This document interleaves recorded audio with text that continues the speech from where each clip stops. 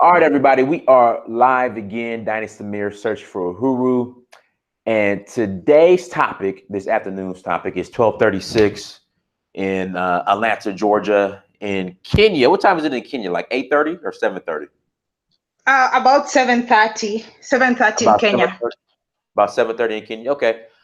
Today's topic is: should Black Americans consider relocating to Kenya? Now, I know usually when Black Americans speak on relocating to Africa, the choice is primarily Ghana. But there are more countries in Africa that could be good fits for Black Americans outside of Ghana. You know, some like Ghana. I know that's the most popular spot, but you have Kenya, you have Tanzania, you have Nigeria, which is my favorite.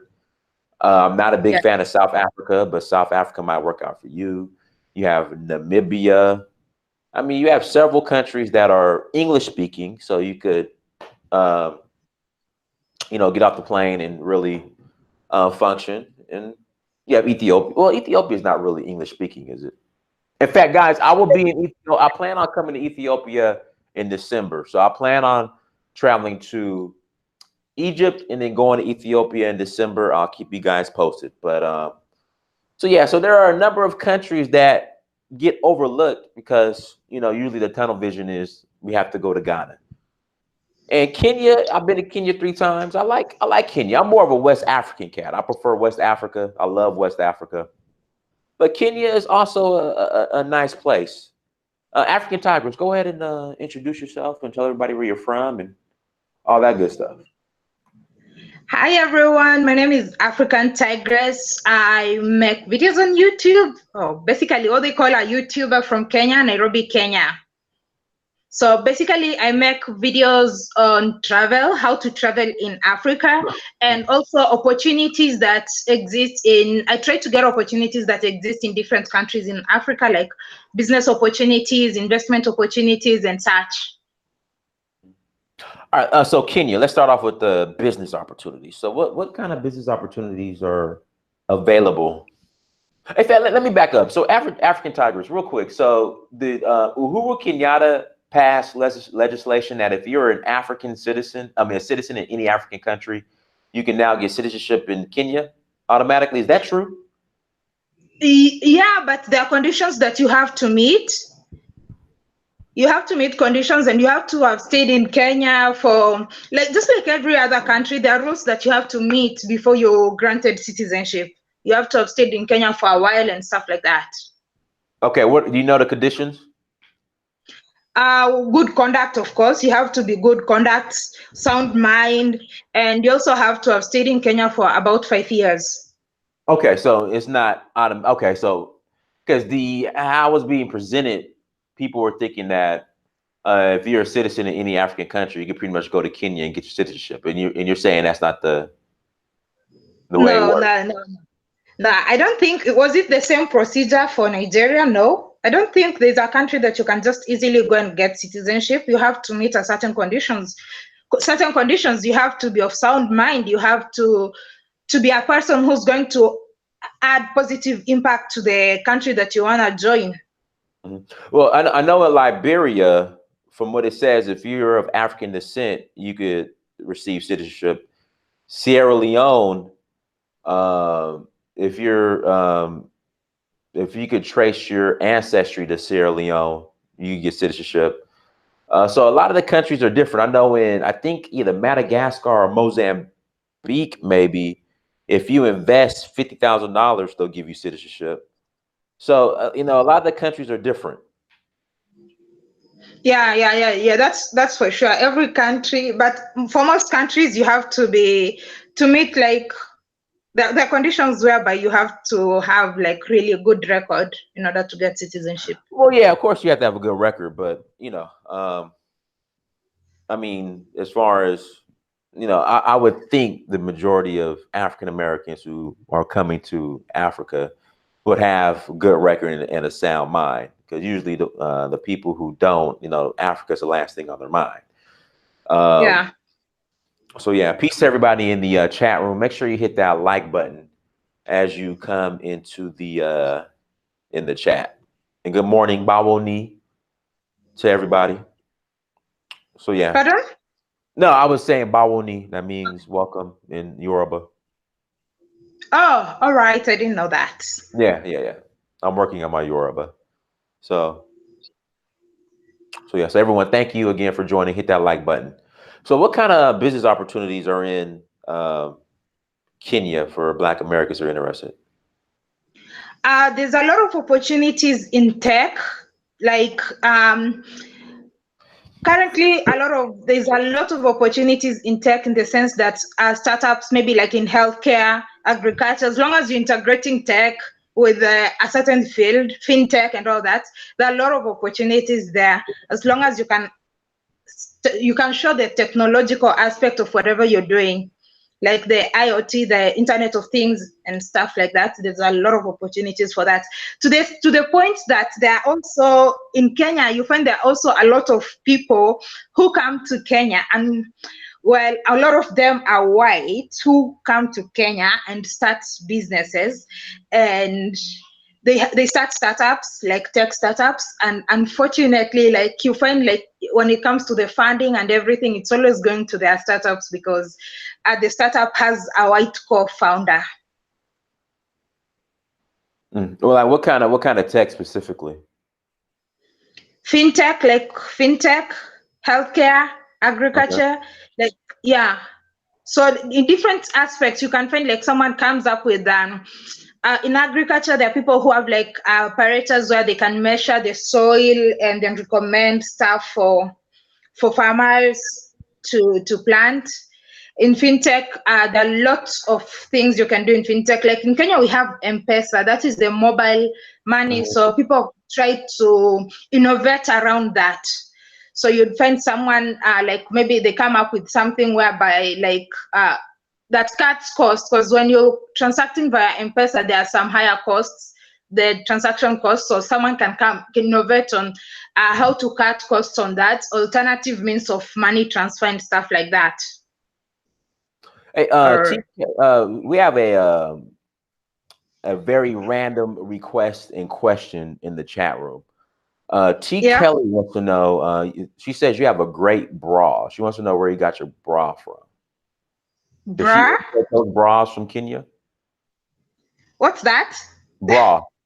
A bra. I don't know what you guys call it, but we call it a bra.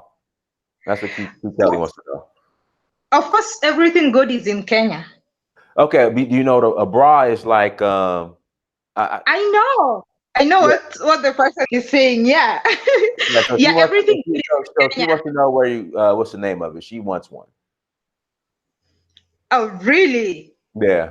So maybe you could. I'll link you up with T. Kelly, and you could sell them to her. Pardon? I will link you up with T. Kelly, and you could sell her the bra. All right. She can contact me on my channel, maybe, or my Instagram. Okay. So T. Kelly, there you go. There you go. So now, one thing I was impressed about Kenya was the infrastructure. The infrastructure is roads are good, in my honest opinion. The streets were clean. Like I said, last time I've been to Kenya was 2016. What's improved in like Nairobi or in Kenya since 2016? The quality of roads. The roads have actually improved. The roads have been expanded. And the buildings, the like, more opportunities, buildings. And now in 2016, when you came, was there the standard gauge railway? No, the railway wasn't completed. They just, when I came, they had just, I want to say they just finished maybe the new terminal to the airport, maybe like the other terminal. Yeah. They had just, when I came in 2016, they had just finished renovating the airport, I believe. I think something like that. Yeah, so right now it's complete. That means you can spend less time getting to Mombasa. Right. Yeah, like from Nairobi to Mombasa. Previously on a bus, it could take like 8 hours, but on a train it's 5 hours. And currently now we're going to, they want to construct the train to continue from Nairobi to Kisumu. So it's making things much easier now. And then what, now you brought up the train. And so everyone, obviously they're like, well, the Chinese, the Chinese are heavily involved in the infrastructure in Kenya. What are your thoughts on the Chinese and the role they're playing? Well, I feel, in my honest opinion, I feel like a lot of the things that they are doing can actually be done by Kenyans. A lot of the roles they are doing, right. Kenyans could be able to do that. Mm-hmm. Yeah, because you find engineers, we have engineers in Kenya who are jobless. Oh, wow. Yeah, we have, you find like the basic jobs they're taking, they could actually be done by Kenyans. So my honest opinion, like, I just feel it's not a good idea having them to run everything, our business and all that. Construction, everything, they're running a lot. They're not even hawking in streets and all that. It's not a good idea. And in the Indians too, I know Indians control a large amount of the Kenyan economy. Like, what are your thoughts on the Indians? Yes, they do. It's very hard to come by a poor Indian in Kenya. They run most of the businesses, not most, because they're not so, okay, there are many, but like, of course, they cannot outnumber the Kenyans. But yes, they run a lot of businesses in Kenya.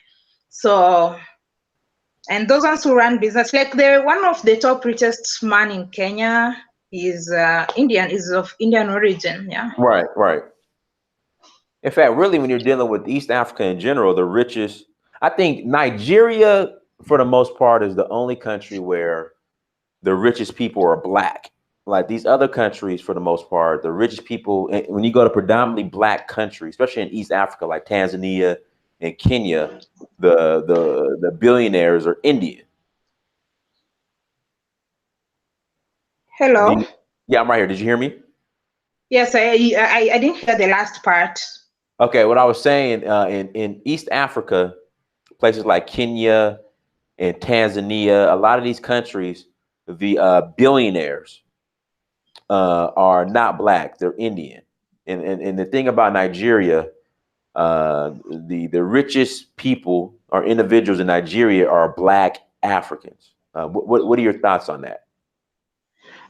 In Kenya, there are lots of Black people who are also very rich, but of course, they're either business people or politicians. Mm-hmm. And I think we have about 2 or 3 Indians on the top richest people in Kenya. So I think not so bad.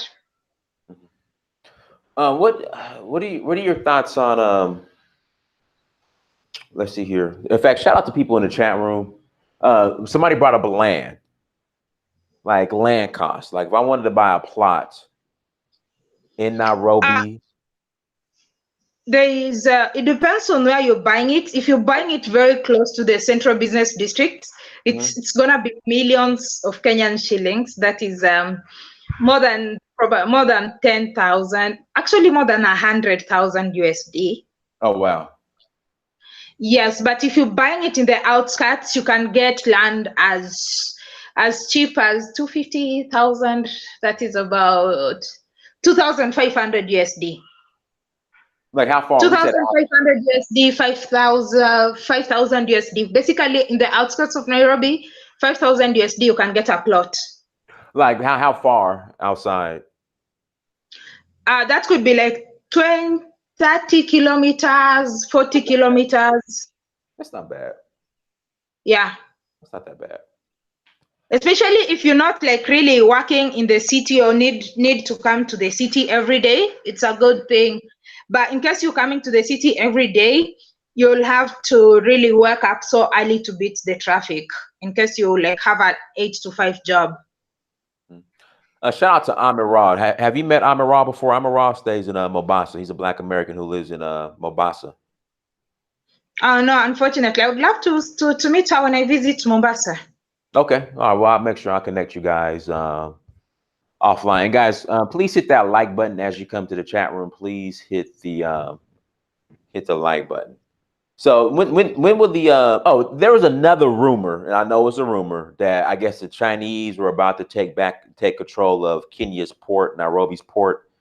Can you break that down, or dead that rumor? Sure, it was a rumor because it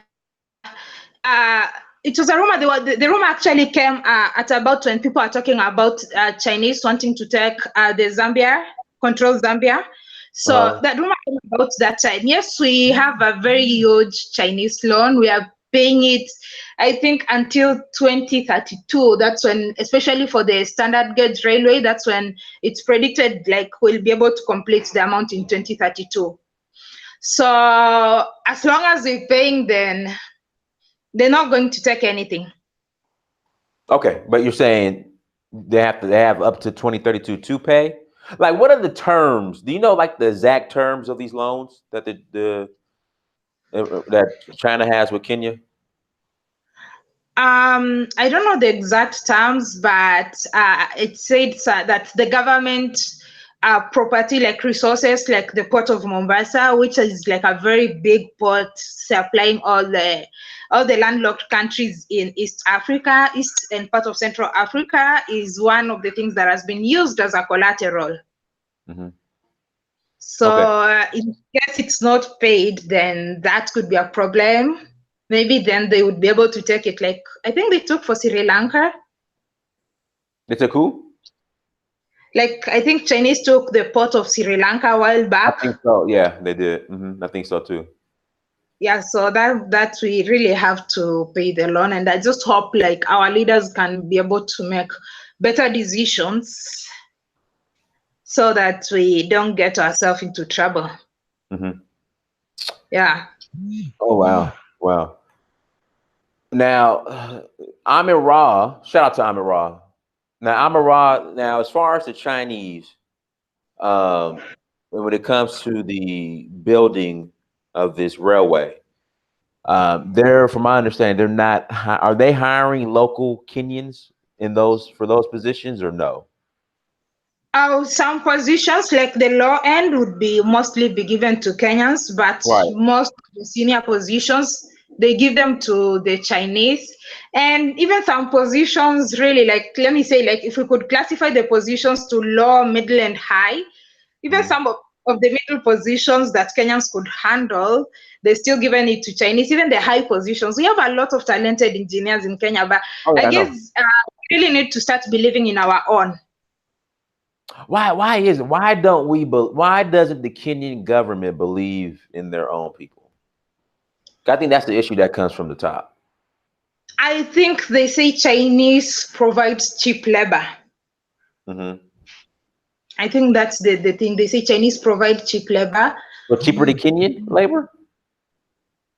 I think so. That's what the government tries to. And I think it's also the fact that the government, there's this belief in the government that something foreign is better.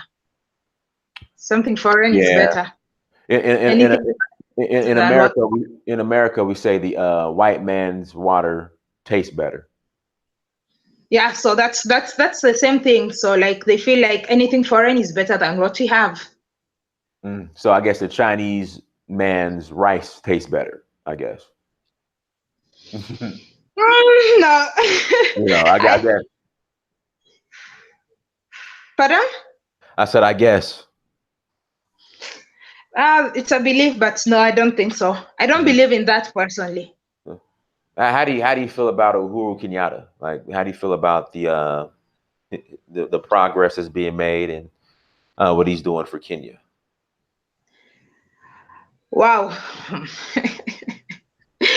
Okay, so basically, I think he's trying, but he could do better. He could do better. Like he has the capacity to do better. I'm sorry, the white man's ice is colder. I'm sorry. That's the saying they have here in America. The white man's ice is colder. It's just unfortunate that sometimes we find more value. And again, like you said, in foreigners' objects are their services than we do our own. It's unfortunate. Then probably that's a challenge, or that's a problem in all over the world. And if there's such a saying in the US, then I think we really need to believe in ourselves as Black people. For those who are like job creators, for those who are like employers, maybe they should believe and empower Black people to work for them, instead of like saying, oh, it's better if white people held these positions because the company can do better. It's about time we started believing in ourselves, our own. Now, one thing about let me ask you, why do white people, I mean, there's a large, like between, I haven't been to Uganda yet, and it wasn't that many in Tanzania. There were some. But when I was in Kenya, there were a lot of white expats. Why are white expats? It was white expats with African wives. Like why? And they would segregate themselves. Why do white expats love Kenya so much? I think most of the international organizations, when they set office in Kenya, they employ their own to come and do the work here. I think that's what basically, if you look at the most international organizations, like maybe let's say like the UN and the rest, you'll find most of the people who have the senior positions are actually their own. Okay. And basically, probably when they come here, they get Kenyan wives and stuff like that, because maybe they stay in Kenya for so long. Yeah, there are a lot of Mzungus, and is it Mzungu? Yeah, it's Mzungu. There's a lot of Mzungus in Kenya. Yeah, there's a good number of them, especially at the coast of Kenya, and yeah, in some places in Nairobi. Because some come for tourism, some come for work, like for the international organizations, you know. Yeah. Let me ask you, why? Now you've been to Ghana, right? Have you been to Ghana? No, I haven't been to Ghana, but I'm planning to go there in November. What other countries have you been to in Africa? I know you've been to Tanzania. I've been to all Eastern African: Kenya, Uganda, Tanzania, Rwanda, Burundi, Ethiopia, Egypt. Yep. Okay. I'll be in like I said, in December. Hopefully, I'll be in Ethiopia and in Egypt. Hopefully, I'll get there. Okay. So why now? Like, what would be the advantage of, I say, a Black American coming to East Africa? Well, you haven't been to Ghana or West Africa, but what do you think an advantage would be for a Black American to come to Kenya? Anything foreign is good. That would work for them. Say that again. Anything foreign is good. Okay.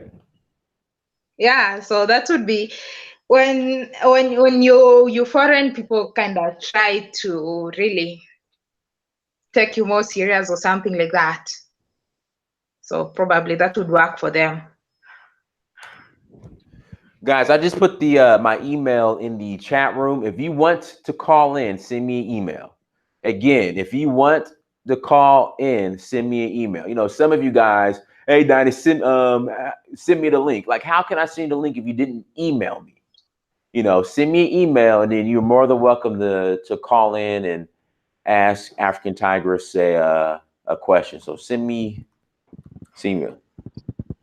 Then how are Kenyan women? I know a lot of brothers are going to want to know about the women in Kenya. Like, do Kenyan women make good wives? Yes, of course. That's no question. Why? That's no question. What makes the Kenyan woman so unique? They're very hardworking. Okay. Kenyan women are very, very, very, very hardworking. They're go-getters, and like they're so business-minded. Oh, really?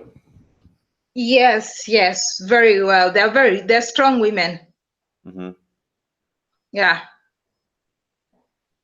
So that's obviously stands out, Now, that's one thing. Now, polygamy is legal in Kenya now, is it?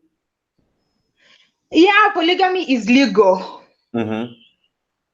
Yeah, but polyandry is not. Okay. Oh, so would you want more? Would you want more than one husband? Oh, me? No, no, no. It's not. But Okay.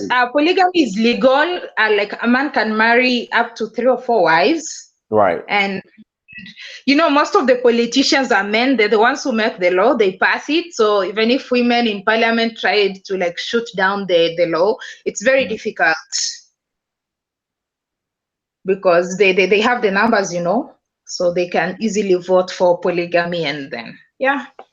What are your thoughts on polygamy? Like, how do you feel about it? My thoughts about polygamy, it's not a good thing.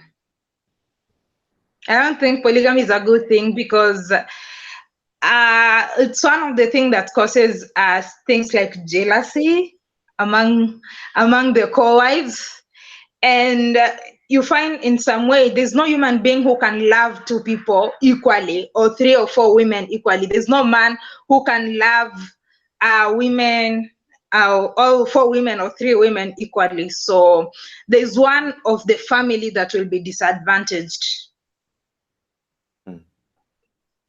Someone in the chat room wants to know, shout out to Flames. Do you think African Americans will face tribalism in Kenya? Is tribalism, I know pretty much the Kikuyu, the Luo and the Kikuyu, did I pronounce it right? Yeah. I know they kind of butt heads. From my understanding, I could be wrong. Especially during election season. Am I right? Yeah. So is tribalism still a major issue in Kenya? I feel like it has reduced, especially with the younger generation. With the younger generation, tribalism has reduced. And the person who said African Americans would face tribalism when they come to Kenya, that's definitely not true. Okay. Because I've never heard of a case where like an African American has been discriminated in Kenya.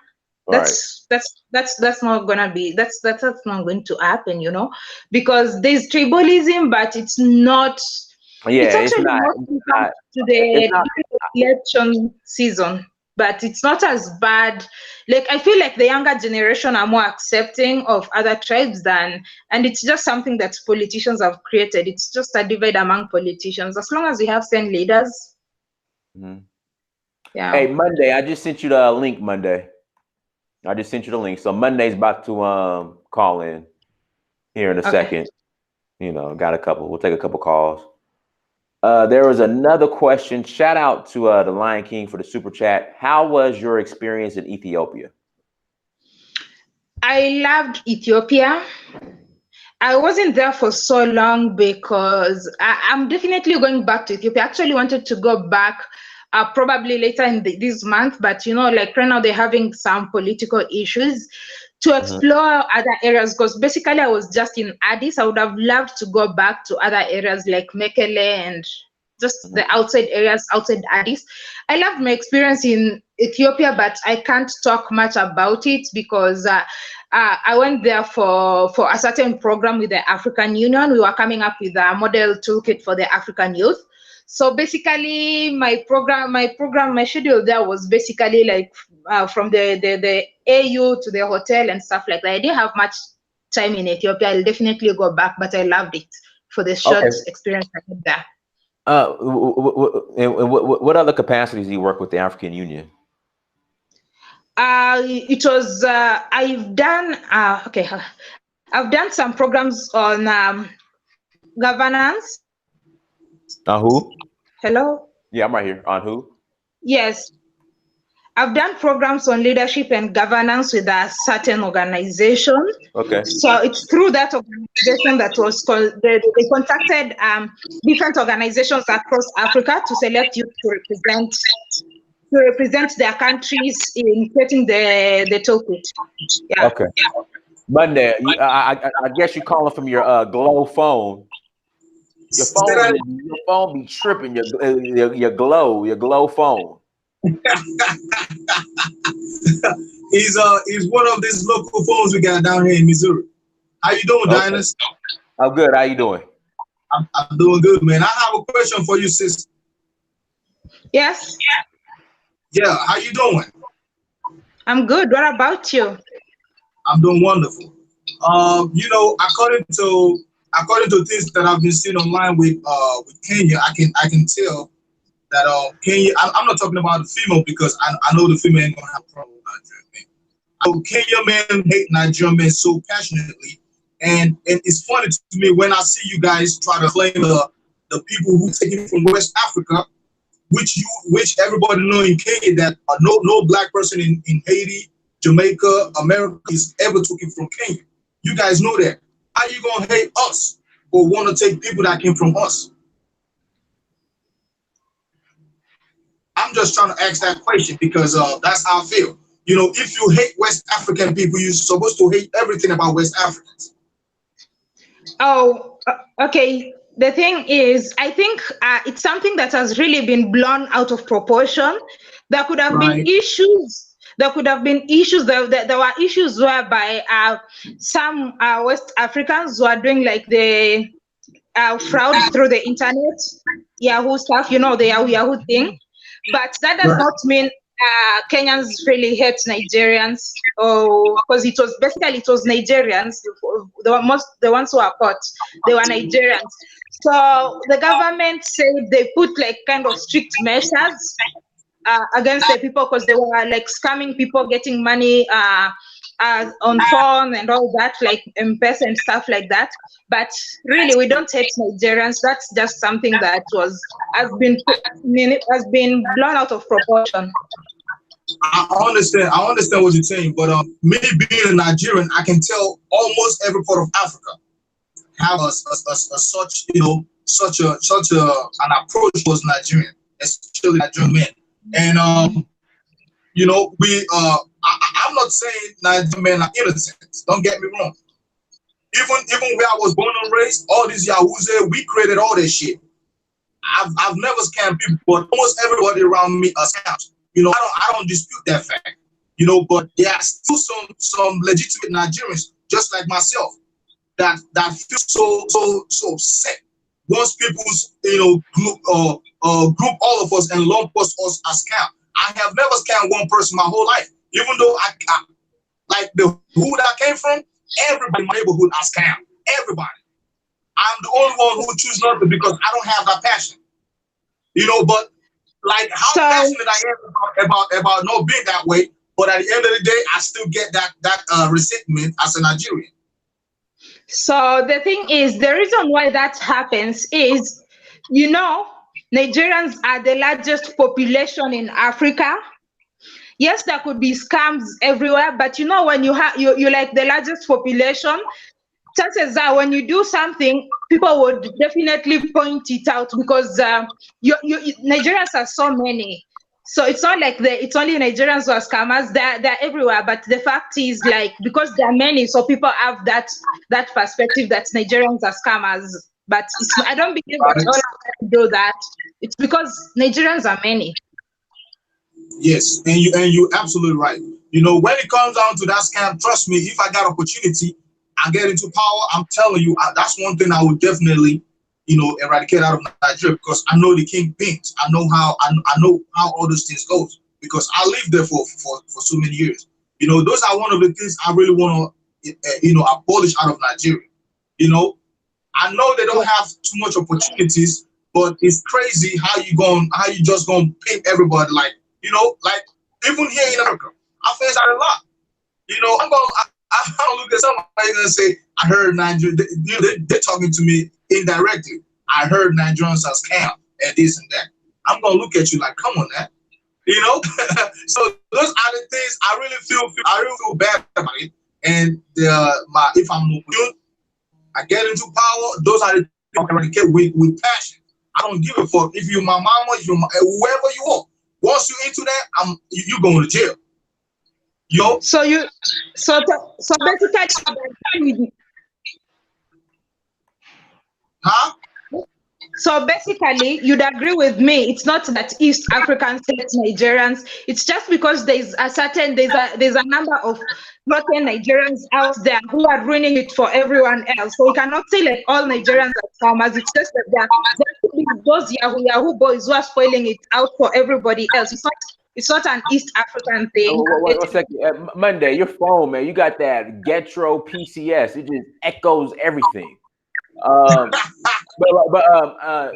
I can't. I'm not even gonna diss our brother. And I want to apologize for claiming that Monday has a Glow phone. Glow is a Black-owned telecommunications company in Nigeria, so we're not gonna put the brother out like that, the Black-owned brother. But this Monday, you definitely have a Getro PCS situation. It always is echoing.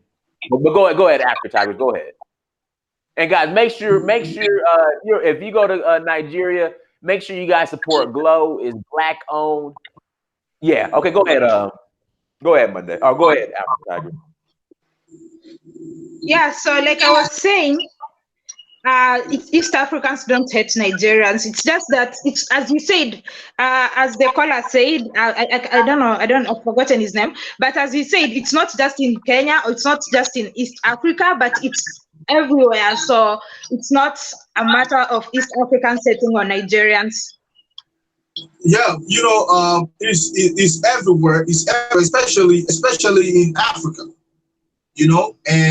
And me coming from Nigeria, that really hits me hard, because I know for a fact that I know there's scam. Don't get me wrong, because I was bred in the capital.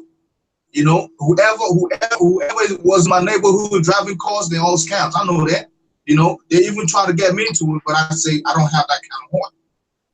So basically, I will never doubt that. But there are still people who will never do such a thing. But at the end of the day, we all get our resentment. You feel me? So that's why I'm just thinking, is it just a hate thing was Nigerians, or just because of the scam? That's why. And if it's because of the scam, I think they should be holding people responsible. If you catch anybody who's doing scam in your country, they're supposed to face the law. That's how I feel. You know what I'm saying? Not just give it to everybody, because I am. If I commit a crime, I want to be held responsible for what I've done. I don't want it to be, oh, Nigerians are these people, Nigerians are these. No, hold on to that person. Let them face the rules of that land, because they are in that land. They are not exempted from the rule that govern that land. So that's just how I feel about it. If they can catch the culprits and hold them and extend. I don't care if they throw it up behind bars under the whatever, because I have no passion for scam. Trust me.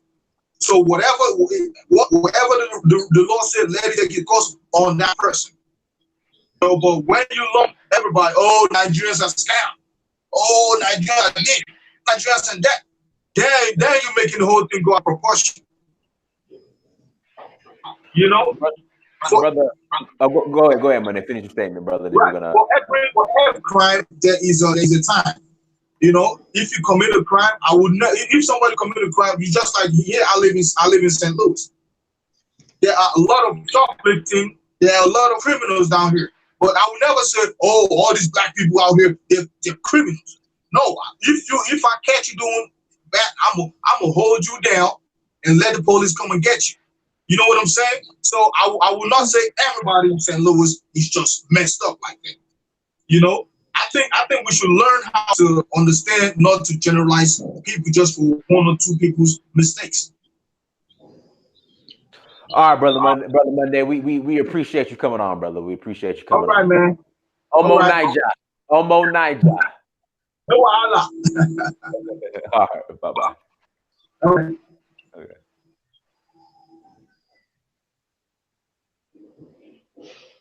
Okay. Yep. Go ahead. Wow. Go ahead. All right. So yeah, where were we? Yeah, but I mean, this is my thing. If you're not going to have that same energy, because again, a lot of people, they stereotype Nigerians. I'm Nigerian.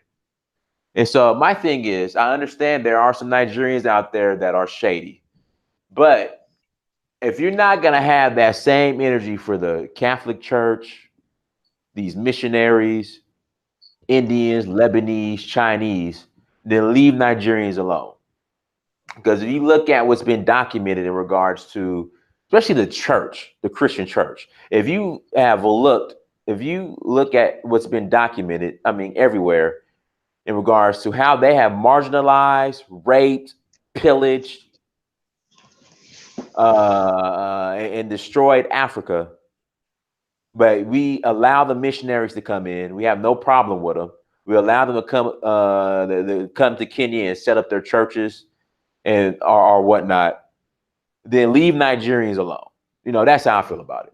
But you know, I agree too. I agree too. So I agree to that too. Anyone who's doing anything wrong or anyone who's breaking the laws of any country, yeah, they shouldn't be allowed in the place and they should face the law. Doesn't matter the race, nationality, or anything. okay. All right, we're waiting for the next caller. Gula Geechee, I sent you the link. We're waiting for you to come on. And Rick Stutt 28. I sent you the link. And then Amara, I'm have you on next. Amara, just bear with me. Amara's in Mombasa. So there All we right. go. But everyone, thank you for joining again. Hit that like button, you guys. Hit that like button as you come to the chat room. So everyone, thank you so much for joining us. Let's talk about the food, because I'm greedy. You know, I'm greedy as hell. I love to eat. Okay. Listen, what's the name? Okay, what's the name of the restaurant? And I need to go. It's in Nairobi, I think. And they sell ostrich. They sell all type of exotic meat. It's called Fogo Gaucho. What's it called? Fogo Gaucho, Brazilian restaurant. Oh, and they sell ostrich meat and all that. Yes, they sell different types of meat. Oh, somebody said it's called carnivore. Called? Carnivore. Carnivore, yes, carnivore they do too. Okay, there are lots of restaurants that is. I know Fogo Gaucho. I know Carnivore does that too. Carnivore also has variety of it. Carnivore is like very, very, very Kenyan, and Fogo Gaucho is Brazilian. Oh, someone said it's called carnival. Is it carnival or carnivore? Somebody help me out. What is it called? Carnivore, the spelling is CARNIVORE. Yeah, it's called carnivore. It's in Nairobi. Mm-hmm. So definitely, I definitely got to go. Oh man, look, I'm looking at it right now. Goodness, you guys know I'm greedy. You guys know I love to eat. I'll eat all day. So I definitely have to go. All right, so we're waiting on the next. Amara, I'm gonna send you the link. Amara, I don't know what's up. Everybody like Danny, send me the link. Send me the link. Then I send you the link, and you don't come on. So Amara, I'm about to send you the link right now.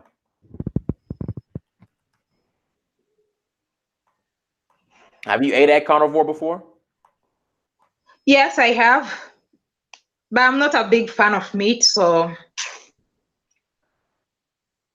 Well, I will definitely be at carnivore whenever I get back to. I don't know when I'm going back to Kenya. I was actually supposed to be going to Kenya. If you love meat, you'll definitely enjoy it. I don't love meat as much, so I do take it, but not as much. I don't like it. Yeah, so you'll definitely love it. Maybe another thing we should talk about is like maybe the cost of living in Nairobi. Yeah. Go ahead. Yeah. So basically in Nairobi, a house to live in, like maybe a middle class estate, a house for a 2-bedroom, you'd pay between maybe 30,000, which is like $100 per month. You said $300 per month? It's not very expensive, depending on where you're shopping your food, because you can go to the market. If you go to the market, it's cheap. But if you're going to buy the food from maybe like the supermarkets and stuff, it's more expensive. So yeah. Somebody said that Nairobi's a very expensive city. Not really, but if you compare it with the other East African, maybe cities, capital cities, yes, you'd say it's expensive. But the good thing in Nairobi is you can make money. There's money circulation. You know, the city, as long as there's money, a city is gonna be like a little expensive. But well, there are also other options in Kenya. You could stay in Mombasa, you could stay in Eldoret, you could stay in Kisumu, Nakuru, and lots of places you could stay. But good thing is there's good circulation of money in Nairobi. All right, so Amir Ra, I sent you the link. The link is out there. All right, who's I think RBG. Go ahead. Oh, good afternoon, my brother. How you doing? Good. How you doing? Doing well, man. Just calling in to have some discussions with the sister. Thank you very much for your time. As a person who is definitely anticipating a move to a particular part of Africa, I haven't decided quite yet. With those sort of changes and like those abrupt changes, are there things that can ease the process for us if we are trying to acclimate or I hate to use the term integrate, but integrate back into our natural society? Like, what are some advice that you might give? And this is kind of, I'm sorry if it's like kind of a softball question. I don't want to throw anything heavy at you out of the gate, but is there anything you can recommend for us to ease our process into that integration? When you basically come to Kenya, as long as you're friendly with the people, as long as you're friendly, and as long as you don't look down on the people, because well, if you come, if someone comes with attitude and stuff like that, then people will definitely distance themselves from you. So you have to be friendly with the people. You have to show interest that you want to learn their language, show interest that you want to learn their culture and all that. That would make it easier for you. Great. Thank you for that. Thank you. I do have another question, but if anyone else has one, I'll give the floor to them for that moment. No, go ahead. Oh, great. Okay. So a lot being discussed about wives and hello, am I still on? Yeah, go ahead. Yes, you are. Oh, I apologize. I thought I'd lost you for a moment. So a lot of talk is being discussed about wives and about husbands and just marriage in general. Myself personally, I feel that dual citizenship is the absolute best option for African Americans and for Africans.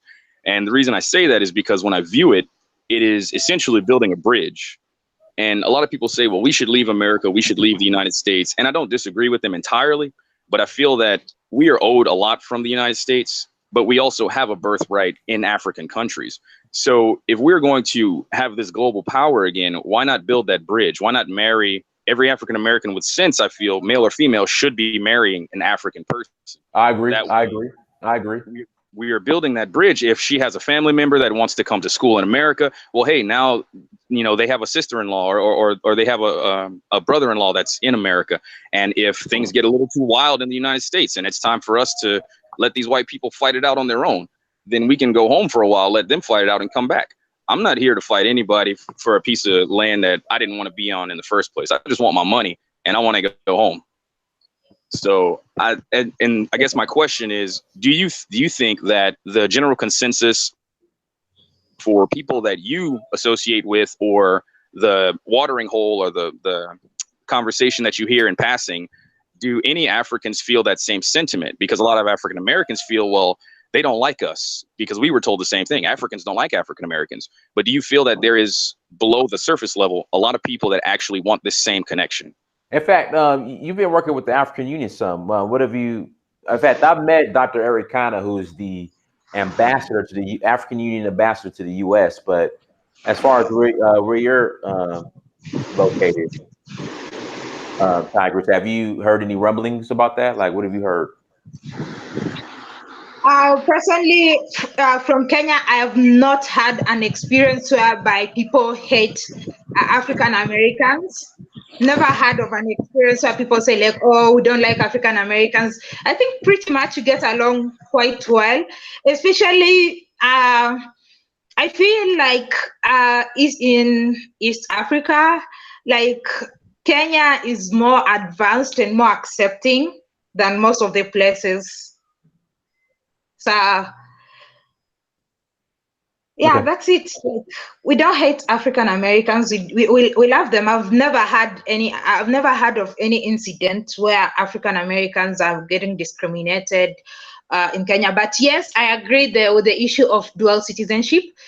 In Kenya, we have that. There are Kenyans who are both citizens of Kenya and some other countries. So I think as much as you're coming to Africa, it's also good if you have the dual citizenship, because finally you'll fall in love with this place and you'll have no reason to go back. Cool. All right, guys, let's hit that like button. We have 254 people watching, only 137 likes. Please hit that like button. Stop being stingy with those likes. Brother RBG, unmute yourself. I had to mute you because there's a lot of background noise on your end. Yeah, so shout out to Amira. Amira's on the chat too. And hello. Yeah. Yeah, so I've not heard of that. I've not heard of a case. We hear you, Amira. Yes. Hold on 1 second. Go ahead, Tigress. Okay, I've not had cases where Africans are actually discriminating on African Americans, but I think personally, I've had that experience when I visited the US. I kind of felt like I was discriminated by Black African Americans. Yes, I feel like probably some African Americans, and sometimes when I read through chats and all that, yes, some African Americans actually hate Africans and they feel like we are not civilized enough. And they feel like maybe because of the poor decisions that our leaders could be making could be our fault. So I've not had Africans hating on African Americans, but yeah, the African Americans hating on Africans.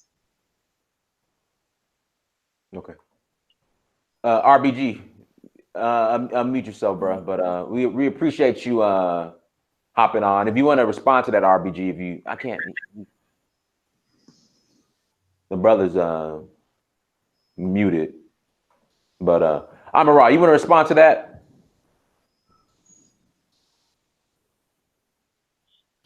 Which one? In regards to the comment she just made that when she came to America, she felt as if Black Americans were, I guess, prejudiced towards her or didn't like her. Yeah, well, you see, when it comes to Kenyans visiting the U.S., when it comes to Kenyans coming to the U.S., very few of them are educated on the Black experience, so they don't really know the Black experience. So when they come, they more gravitate towards whites than they would Blacks. So you have to remember that white people are very friendly at the beginning when you know them, and then they turn evil down the line.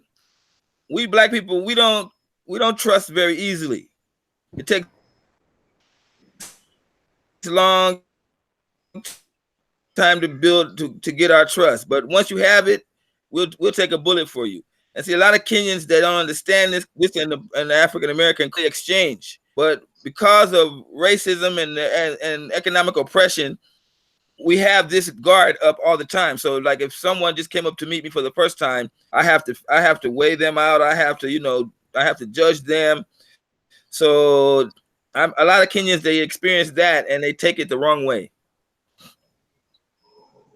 So that's the cultural difference. As Africans, we are very welcoming and all that. And I feel like for the ones who move to the US and all that, if you guys like really discriminate or distance yourself from them, probably that could be the reason that's leading them to their side. And for a fact is, a lot of people don't know about American history, especially the Black history. That's for sure, unless you go out, because we're not taught that in school.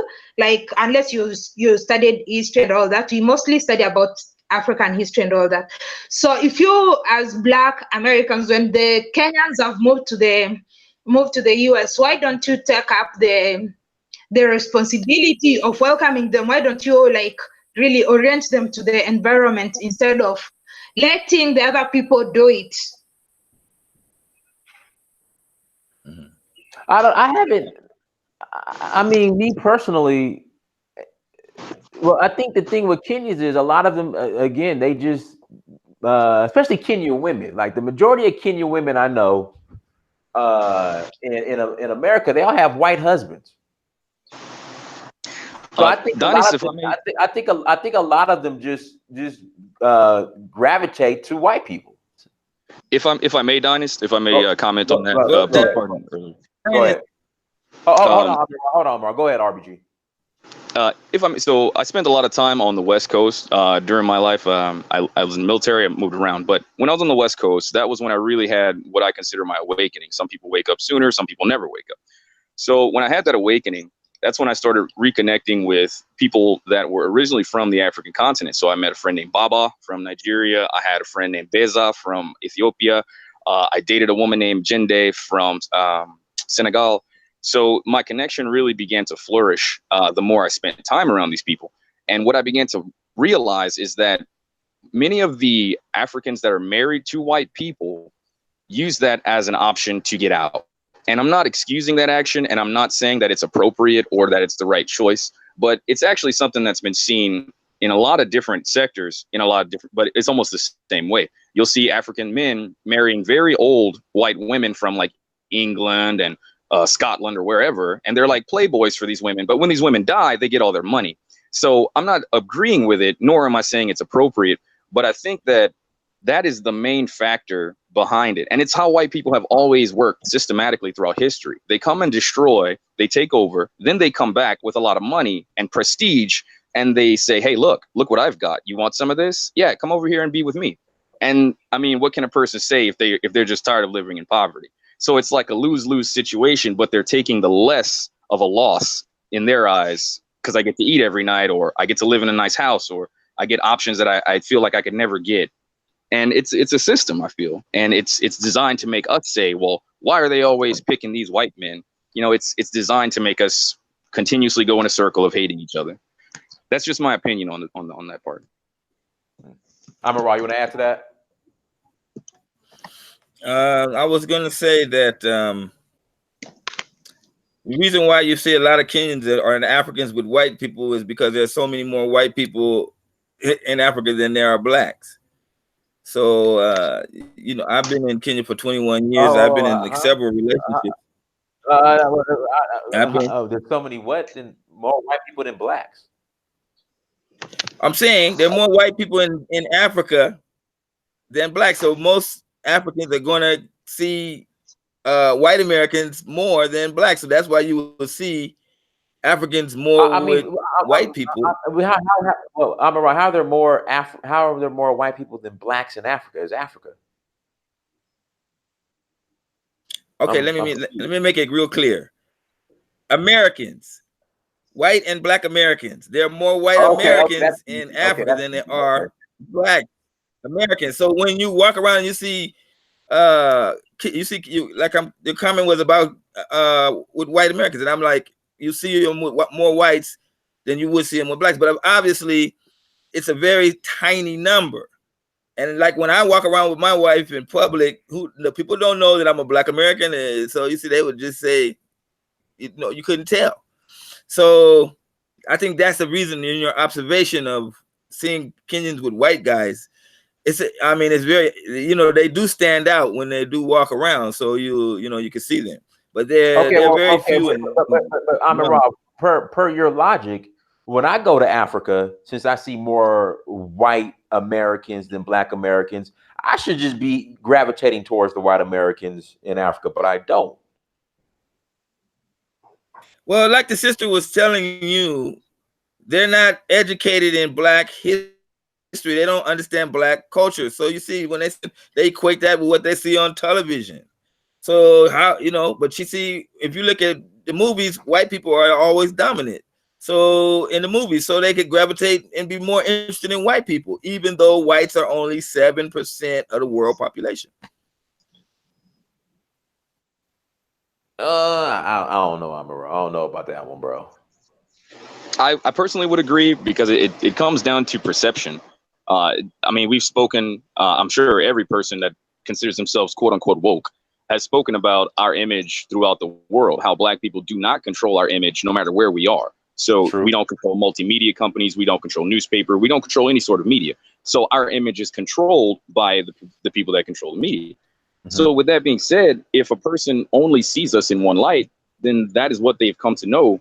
And to be quite frank, I think African Americans are a bit ahead in the sense of not really wanting to put up with white people's crap anymore.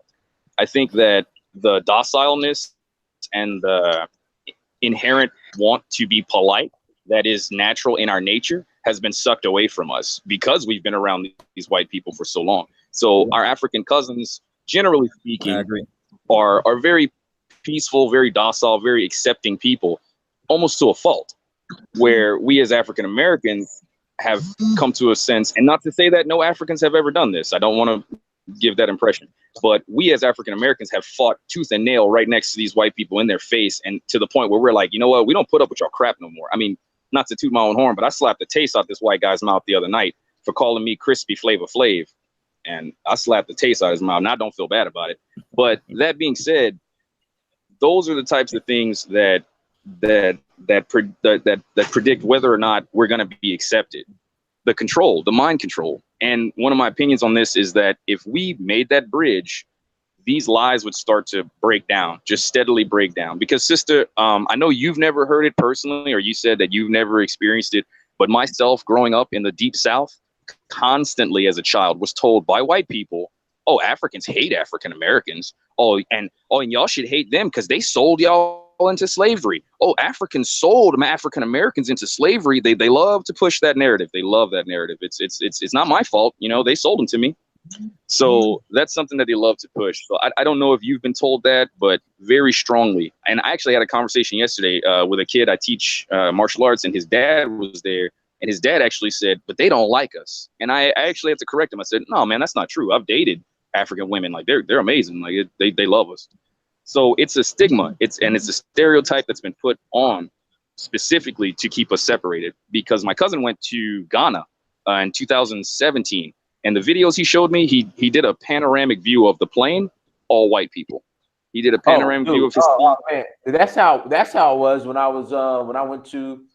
I caught a connecting flight from Lomé, Togo to Cotonou, Benin, all white, the plane. The only time the plane is predominantly black now, for the most part, I go to Nigeria. Hello? And if I wanted to make a point. If I'm not, I wanted to make a point on that. I'm saying when we talk about this thing about the perception of whites in Africa, I wanted to also remind you, because you were saying something earlier about we should come to Africa, black people should, get their money and then move. One thing that we have to realize here is that we're never going to come to Africa in any large numbers.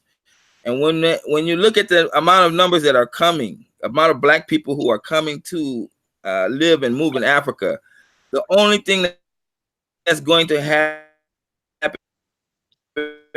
is that we're going to be assimilated into the culture. There's not going to be enough of us to come to rally together, to unify, to build some sort of homeland culture that we're going to be naming it what? Black American culture in Africa? No.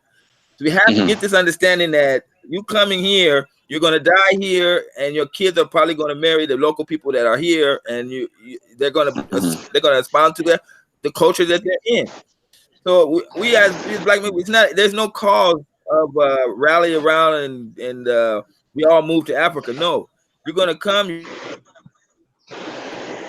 gonna be assimilated into the culture, and when I die, and that'll be the end. It's gonna be Kenyan culture. Nothing about Black America. So well, my brother, but I would have Black America. We blacks in America that's talking about moving to Africa. You must realize that you're gonna fall into the culture, and it's going to consume you, and that's going to be the end of it.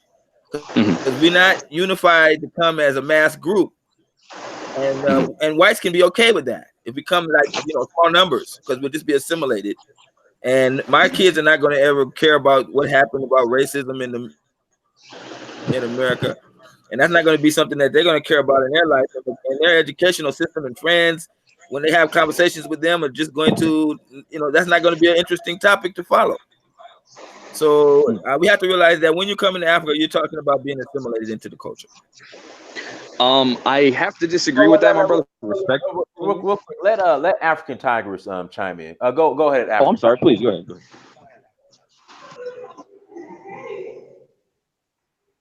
Hello.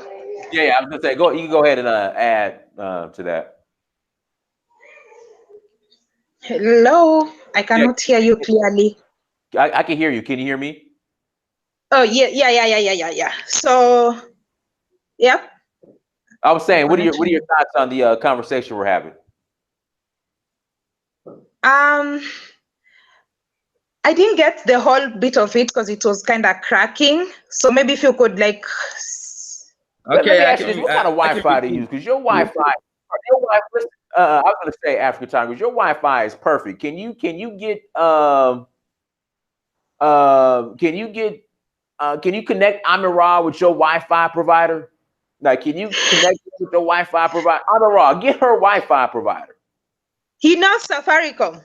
He probably knows Safaricom home fiber. He's using Safaricom. I'm using Safaricom. What do you? Okay, but I don't know what it is. I'm telling you. Hey, RBG Love, there's a lot of background noise on here. I don't know if you can roll up your windows or where you're at, but it's coming from you. It's coming from him. Yeah, there's a lot of background noise. But African Tiger, they were just speaking on. Well, okay. Yeah, you missed a lot, I guess. Okay, I'm gonna say real short. I mean, go ahead. I said that when Black Americans come, when Black Americans come to, let's say, Kenya, they're going to meet a Kenyan lady or meet a Kenyan man. They're going to marry that person, and they're going to be assimilated into the culture. That means they're going to die, and their children are going to take the dominant culture, which is Kenyan.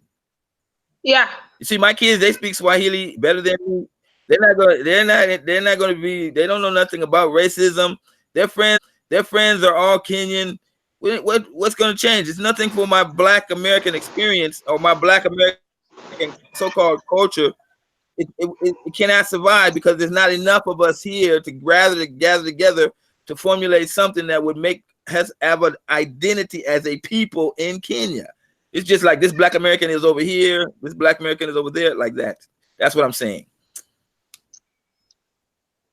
No, but also you were talking about as far as some of the, I guess, pushback or confrontations that she might have had with African Americans when she came here to America. Let me ask you this: African Tigress, what were you taught about in regards to Black American history before you came over here? Or plus, did you make any attempt to learn about the Black American experience before you came to America? I had just when I had that experience, it was my first time coming to the US. I had not. I know there are Black Americans and all that, but I didn't know much about their history and all that because we don't study that in school. I just finished school, so most of the things I've learned are actually after school. That's when I've learned a lot about African American and all that stuff. But yeah. So I didn't know much about that, and it wasn't like really, really bad, but I just felt they were very unfriendly. Okay. Shout out to Sean M for the super chat. Blacks will always have healthier spirit in Africa. Anywhere else, they will feel something missing. Return to roots is imperative. No need to blame others. Accept the responsibility of your duty. And then somebody just shouted me out for the postcard. Dinus, thanks for the postcard. You're welcome. All right. Brother RBG, I know you wanted to add something. In fact, hold on. Let's pause for a second. African Tigress, when you came to America, where did you go? Like where? I was in New York. You were where? New York. Where? New York? Yes, I did go to which state is that? Michigan, okay. Detroit. Okay. Chicago, Illinois. Where else? Yeah, those are Chicago, Illinois. Okay. Yeah, those are the states that I was at the time, but that experience was mostly New York. Okay, well, you got to understand now. Okay, so I think this is the issue. Now, New York is not hospitable at all. So, I mean, it's just that's just how New York is. Like it's like New York is busy and they're not hospitable. So, well, are you trying to say the white people treated you better in New York than the black people? Not exactly, because we did the people we interacted with, there were Mexicans, and there were like most of the people interacted with the Dominican. But yeah, I feel like they were more friendly than the black people, because man, like I don't even want to share the experience, but I was like, whoa, wow.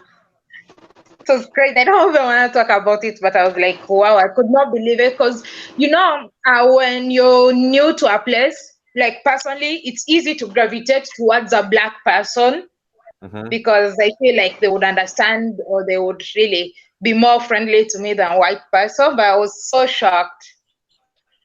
Okay. But that was one person. I don't think that was just not everyone like that, because I also met a lot of good Black Americans in New York. Okay, good. There we go. All right, brother RBG, go ahead. I know you wanted to add something to what Amon-Ra said. Thank you. Just before I touch on Amon-Ra's topic, I just want to say one thing real quickly. So what the sister just said right there. Your Wi-Fi. You got that, white people treated her better than to America, because if we can really take a step back and look at it, I mean, me being on the. Say again. Your Wi-Fi was your situation was going in and out. Right. So if we can stop and take a look at it, I mean, I've been made fun of, and I don't take it personally because it's been all my life, but I've been made fun of just for the way I speak. Just for the way I speak, I've been made fun of. So it's a stigma in Black people, and I'm not mad at them. I don't get angry at my people anymore. I used to hate it as a kid. I was like, well, this is how I talk. This is how my dad taught me to speak. He's from California. He didn't get down with whatever. It's gotten me far in life. I'm still Black. I love being Black, but I speak the way I speak. Now, if that is enough to have a person treat me an odd way or treat me differently, even though we share skin, even though I was born in the same city, same hospital, whatever, then how much more is it easy for them to treat a person from an entirely different continent who they've already been told is their enemy, who they've already been told doesn't like them from young? How hard is it for them to treat that person badly? See, white people have the pass. White people are able to slip in and out of any circle, any group, any subculture, whatever they want. But if two people of the same culture, it's not just us. Spanish people do it too. Asian people do it too. When there's a white person and two people of a different race in the same space, like two Asians and one white person, those Asians will compete for the affection or attention or just captivating that white person before the other one can, because having that white validation is so important. And when some African Americans see an African person come here and succeed, or see them be readily accepted by a group that maybe secretly they want to be accepted by, that jealousy comes into play. It certainly comes into play, and it's fine. I don't get upset about it anymore. As a kid, it really bothered me, but not anymore. I'm a 31-year-old man now. So to speak on what the brother said, hold on. I disagree with you. Hold on 1 second, guys. We have 326 people watching. Only 163 likes. Please hit that like button as you come into the chat room. Please hit the like button. All right, go ahead. Hit the like button if you don't like my accent. All right, go ahead. Hey, but seriously, speaking to the brother, there's three things that I would say are the reason that I disagree with you. First and foremost, African American culture is the most Damn, there go your Metro PCS, man. Golly, your Metro PCS. Spread culture throughout the world. Everybody wants to be Black. Asians want to be Black. Mexicans want to be Black. Let me jump in real quick. This is the issue with that statement. Number one, who controls the distribution of Black American culture? That's number one. Number two, with that being said, Black American culture is always changing because we don't control the distribution. One day it's the Cosby Show is Black American culture. Now it's Cardi B, even though she's not Black American, but you know she's in America. You know it's they Cardi B or Snoop Dogg. follow it, right? But they still follow it. Yeah, but I mean, but you gotta understand, it's entertainment, and that's the issue. We keep agreed. I would not disagree with you. I think we keep leveraging entertainment as culture, that we don't control.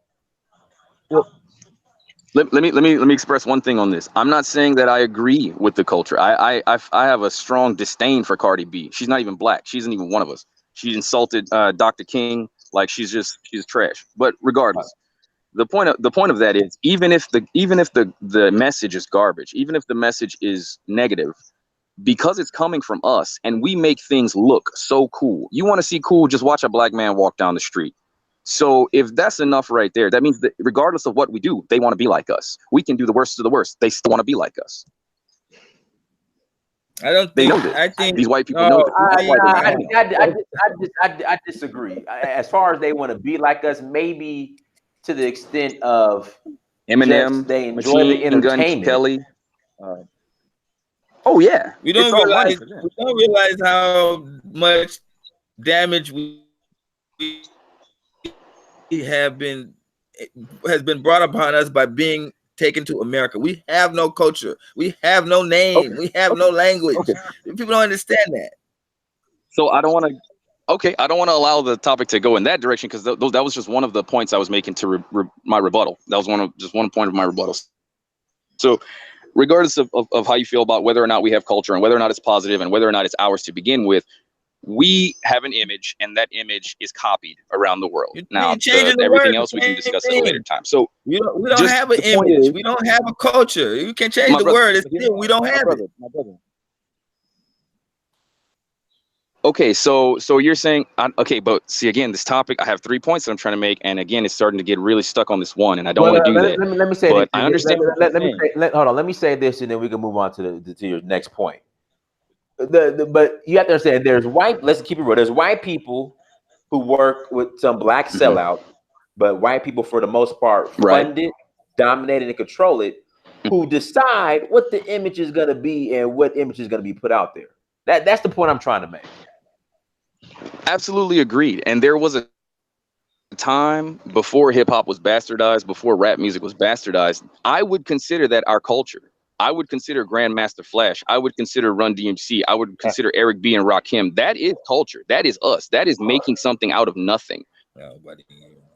That is taking the worst and turning it into something that can still in some way be respectable. But then, so I can't say that them brothers didn't do anything. But then the problem with that is you have people who influencers in hip hop who form hip hop with Grandmaster Flash and Run DMC, who will sit there and tell you that hip hop isn't Black American culture because Puerto Ricans were involved in the creation of hip hop and whatnot. But okay, go to your second point.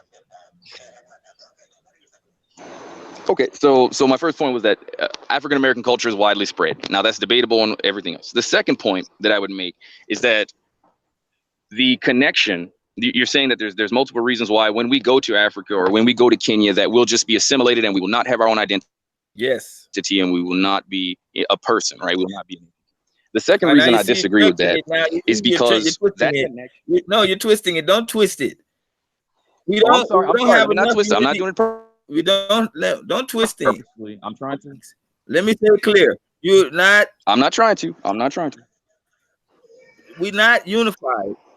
We're not unified to build a culture in the United States. We're not unified in the United States. So moving to Africa, it's not going to change anything in our mentality within a generation. So within a generation, it's impossible. So therefore, you're going to assimilate into that culture of your children. Okay. And I can understand that train of thought. I can understand why you would feel that way, and you probably have a lot of valid points and things to back that thought up. My personal opinion differs because if I may, right. No, let me say this part, and then you can finish. I'm living it. I'm 60 years old. I'm also a martial artist from California. Great. And I see my children growing. My daughter just had a baby shower this weekend. And I'm saying, I look at my life now, most of it is basically over. I look forward and I see I am going to be assimilated. Many young Black Americans don't think about this when they're 30 years old. But in the 20 years, you're going to have to come to the realization that if you move to Africa, you're going to have a lot more African friends or Kenyan friends and relatives than you will have Black ones from the Black American ones. Okay, go ahead. Absolutely. Statistically, you would easily be correct. No question about it. Statistics are heavily on your side.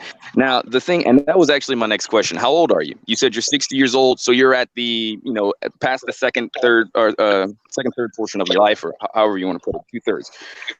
So I'm planning on living to be 100 years old, so don't count me like that. Okay, so like 2/4? 2/4. All right, you're a little more than 2/4. A little more than that. So the point of that is you are ahead of the curve, my brother. You are ahead of the curve. You are there before we all get there. Now, I understand what you're saying, like, oh, it has to be a mass exodus. It has to be a large number of us coming in force to make these things happen. But you're, no offense, but you are still thinking in a sense of an older individual. I was gonna say, where are you? It's just I'm trying to enjoy this. It's just it's like an echo and all types of stuff going on here. Oh, I'm sorry. Is it clear now? I mean, I'm outside right now. I'm sitting in my backyard. Okay, it's a little bit better. Go ahead. You must got Monday's phone. So you are ahead of the curve, my brother. I don't know. Can you explain what mean by ahead of the curve? I don't get that. Yeah. I'm Dinosaur, we good? Or maybe everybody can mute while one person speaks and flip in between. We're just gonna tolerate it, but it's terrible. I mean, it's on your end. It sounds like okay. It sounds windy. Like I don't know if it's windy out. Like it's just not good. Yeah. Okay, let me see if maybe I can move to a quieter place. But so what I mean by ahead of the curve is that you are literally ahead of the curve. You've shown up to where we all want to be before we were able to get there. So of course, you are not going to see a lot of us. You are not going to see a strong presence of us and our ways of doing things. But one thing that you're not taking into consideration is 2020 is right around the corner. We are living in a world that moves much faster than it did previously. So in the past, building roads and building infrastructure would take years, right? But the actual equipment that designs and builds this infrastructure has been updated, has been created to be even more efficient. So even the task itself is becoming faster. Just doing it is faster. So the world is speeding up. So I think what you're envisioning is a world that. Hold on. Well, please, allow me to finish. I'm around. Let him finish. Let him finish, please. I'm around. Let him finish, please. Let him finish. So, again, you are ahead of the curve. But if you can't, I mean, you couldn't ask your sons or your children, no matter how old they are, and even if they speak Swahili, if you ask them who LeBron James is, I guarantee you they know who he is. So we are an influential force.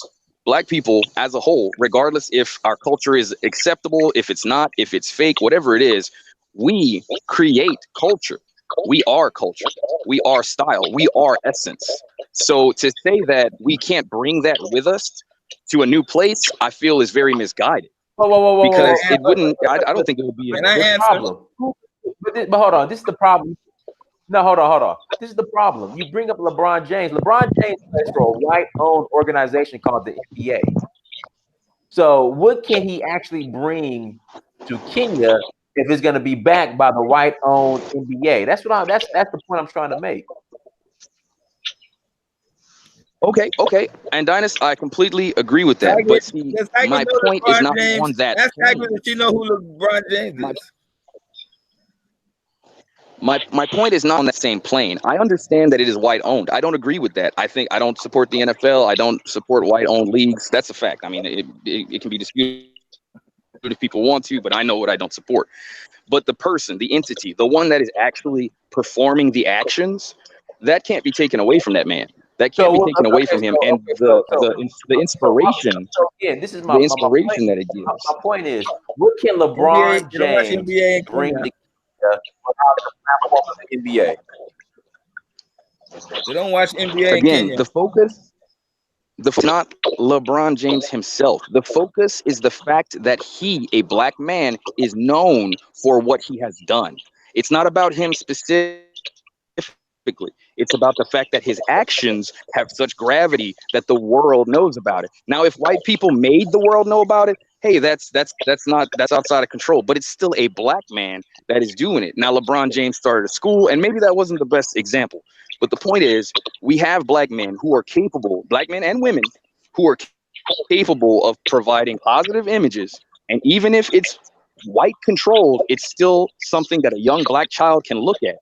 Now, we as parents should be able to tell them, hey, look, in the background, LeBron James has to deal with these white people. In the background, Colin Kaepernick had to deal with all this nastiness from these white people. So you can be great, but you need to watch who you work for, or you need to own your own stuff. So we shouldn't allow that to completely destroy the possible positives that we can bring to our children. That goes for the same with bringing our culture over to another place.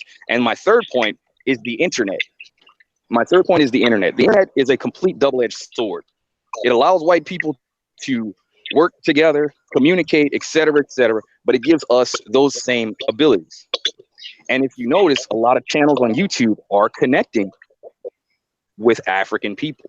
So the fact that you feel that we as African Americans cannot come as a whole and connect, and with enough power to be remembered, or with enough power to not be assimilated, is a bit confusing, because if we're already making these connections over the internet, that means that our culture is already swapping.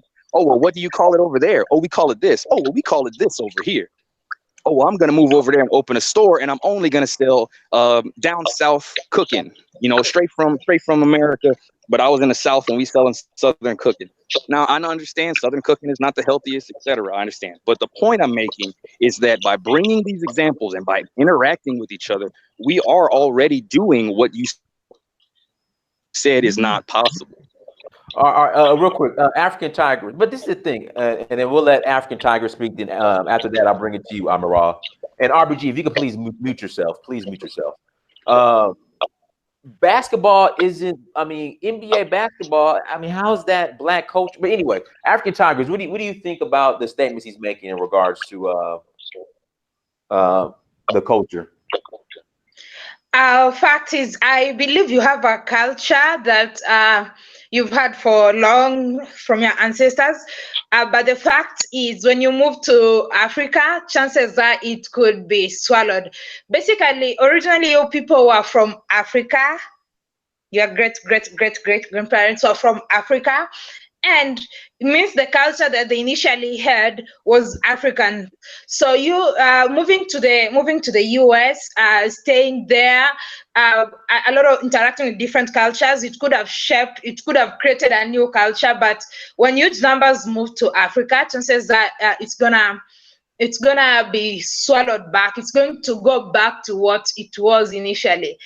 And one thing I've also noted, it's just funny, crazy how people argue about or discriminate people on small stuff like the accent and stuff like that. I've also had people talk about my accent and stuff like that. Fact is, English is not my first language, so some things I could say could not be as you say it on their side. But English is not a measure of intelligence. Yeah, so basically, that is it. We have culture, we have language, you have that. It could have been influenced by your experience, but when you come back, definitely it's going to be swallowed with generations, which is a good thing. Yeah, and I agree, and Amara agrees, because when I'm saying is, when I go to Africa, I'm swallowed. In fact, they don't know where I'm from until I open my mouth, and then outside of that, it's like you said, it's gonna get swallowed. You're gonna marry an African wife. Your kids are gonna be brought up, African. It's gonna be swallowed. when I'm in Okay, Africa, so if I may, our Black American culture isn't the dominant culture. Like it's gonna get swallowed by everything. Yeah. I see my And children coming out. and then think about it like, okay, I don't listen to rap music.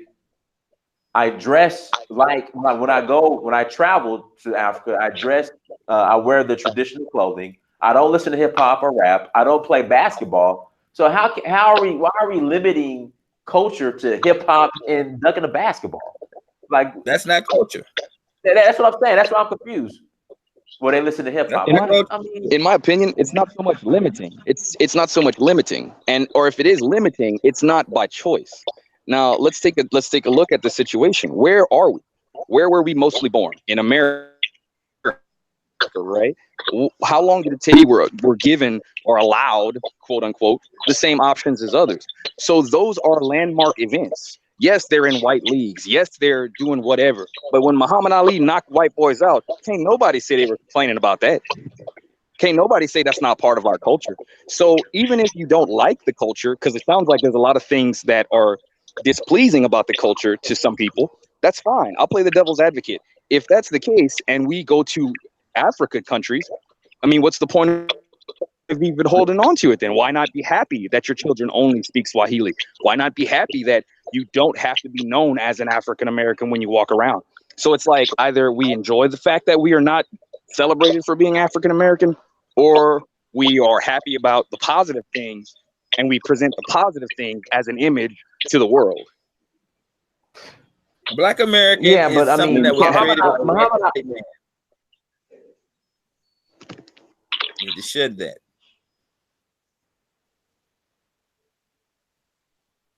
Yeah, I'm just trying to figure out how, I guess Black American achieving in a sports is now culture. That's where I'm confused. It's just history. But African Tigress, anything you want to add to that? I don't personally achieving in sports, and I don't think I think culture is basically the way of life, the way people dress. Here we go. Here goes a prime example of African Tigress. So Kenya is known for long distance runners, right? Yes. These long distance runners have beaten European long distance runners forever. Like they dominate. Yeah. The Black Kenyan long distance runner dominates the European long distance runner. Do you guys consider that Kenyan culture? Absolutely. Absolutely. Okay, Kenya has about 44 tribes. Basically, the runners are mostly from one of the tribes, depending on their location where they come from. In my opinion, I feel it's not about the winning and the dominating is not the culture, but I feel like the way they do celebrate the winning, how they celebrate the winning is more of their culture. And running, I don't think like it's more of a culture, because we all don't run, but there are things according in that tribe that makes them unique. Like their celebrations, how they conduct their celebrations, how they conduct their ceremonies is very unique and different. So that's the culture. I don't think sports or intelligence or stuff like that is culture. It's the way of life. Culture is the way of life. So, right, exactly. I would agree. Culture is a way of life. It's the way and if of life. We look at a certain group of people like the Thai. Pardon? Okay. So here we go. If culture is a way of life, that means you should be able to pass it down, correct? You should be able to pass down the culture. Am I right or wrong? Well, Dinas, to your point, you said Kenyans run. That's the thing, right? Kenyans run. Well, let's talk about. But what I'm trying to say is a Kenyan marathon runner is not culture. You can't necessarily pass that down because everyone can't run. But culture is something that you pass down to everybody. You know, like me, I can't. Go ahead. I'm sorry, I didn't mean to cut you off. There's a lag in between the conversation. Go ahead. to your point, that's like saying that wushu kung fu is not Chinese culture. And that's like saying Muay Thai is not Thailand. Like, that is their culture. Fighting is their culture. That is what they believe in to the core. They have different styles, different tribes fight different ways. That is passed down.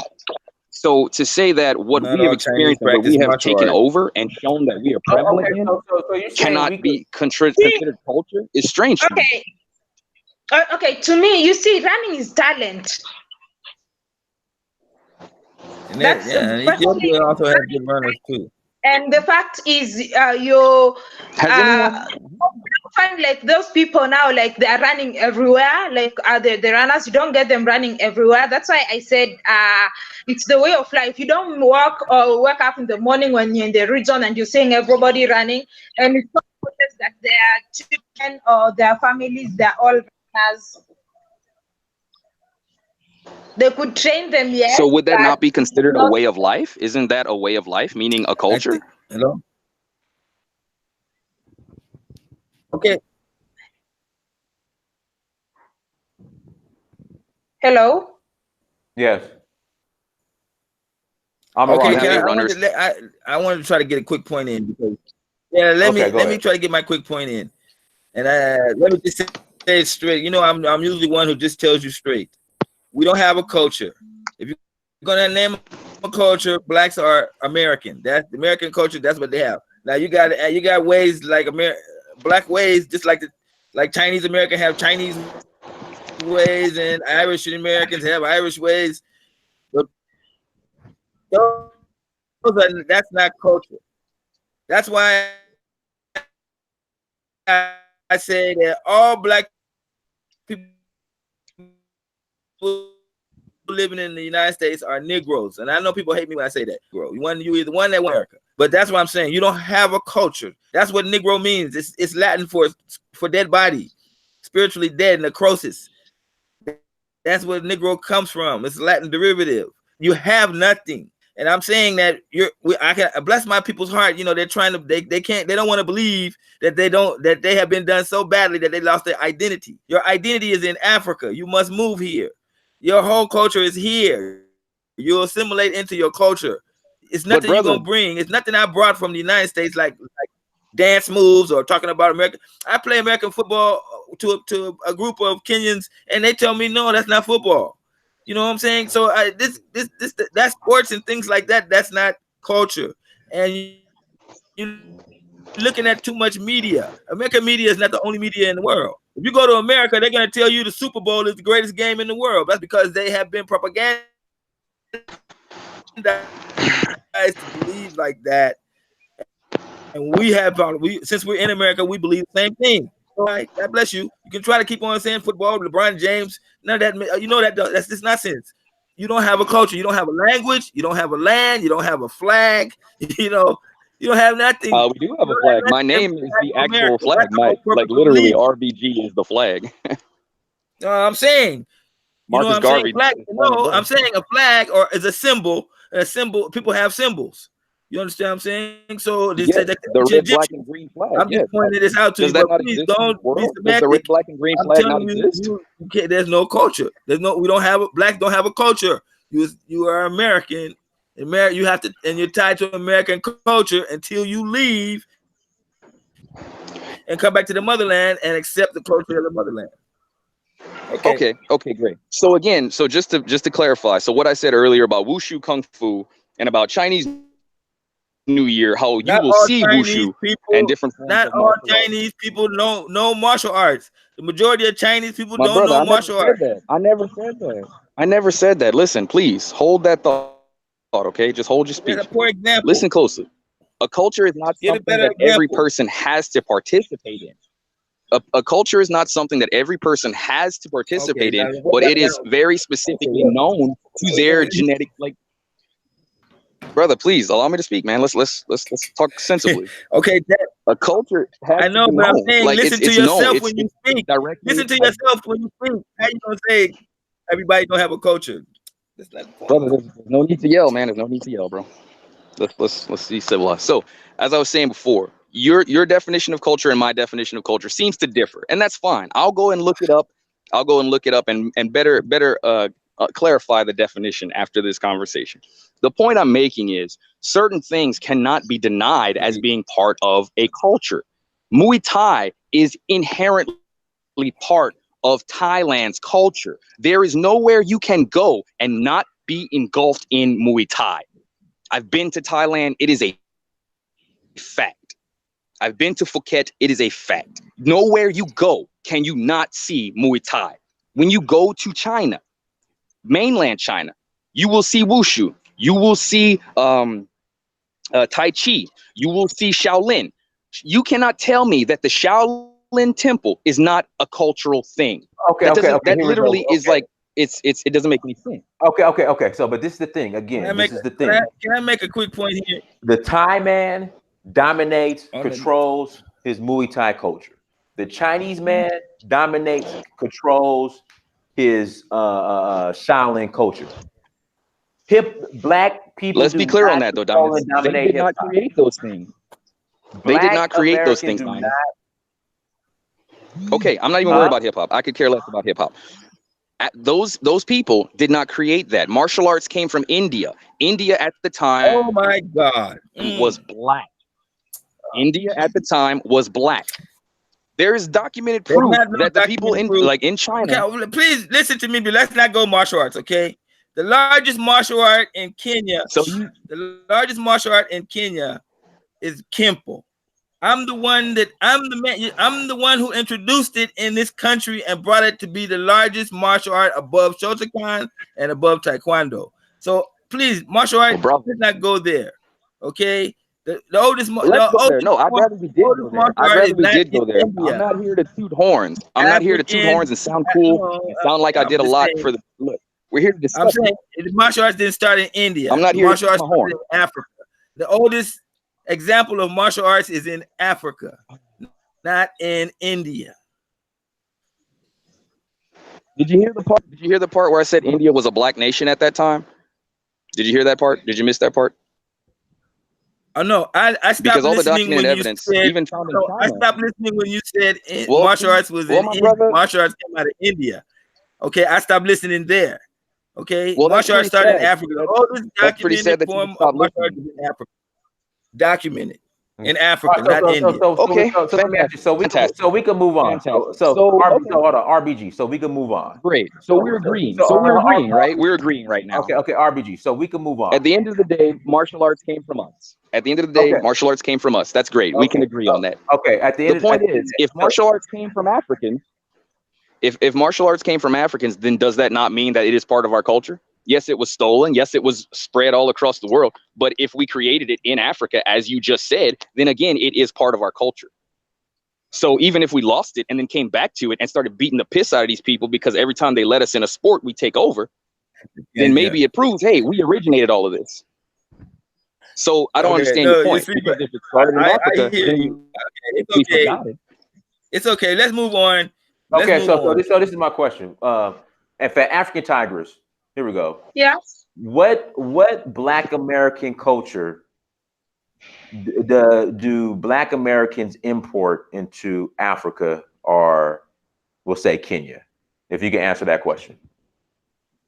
What culture they import to Kenya? Yeah, or Africa in general. Just you said you living on a continent. What do they import?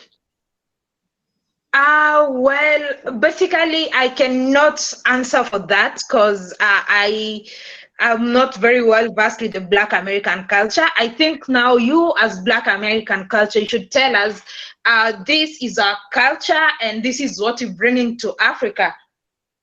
Can I ask her something? Because all the Black Americans that I know, hold on. All the Black Americans I know who now live in Africa, they've integrated into African society, like all of them.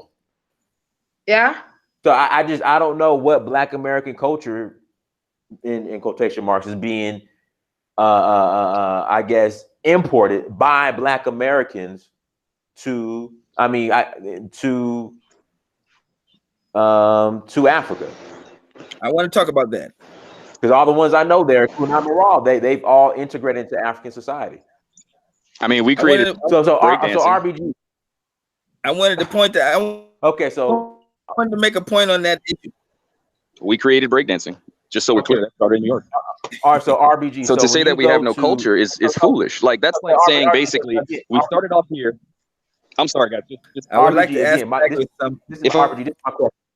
I mean, just one thing. If I may. Hold on. So RBG, if you decide to relocate to Africa, you're gonna bring breakdancing.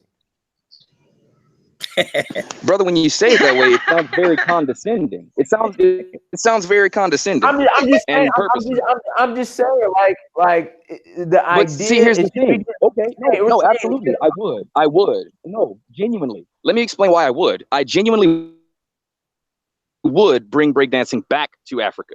Okay, because a lot of tribes do a lot of the same moves that were made popular in the early '80s in New York, where breakdancing was started.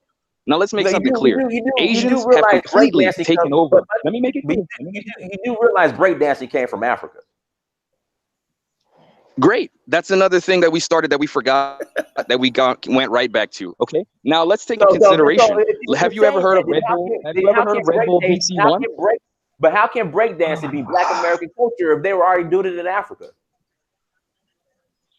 Okay, so I would like to make right now, are you familiar with something called Red Bull BC1? Are you familiar with something called Red Bull BC1? No, what is that?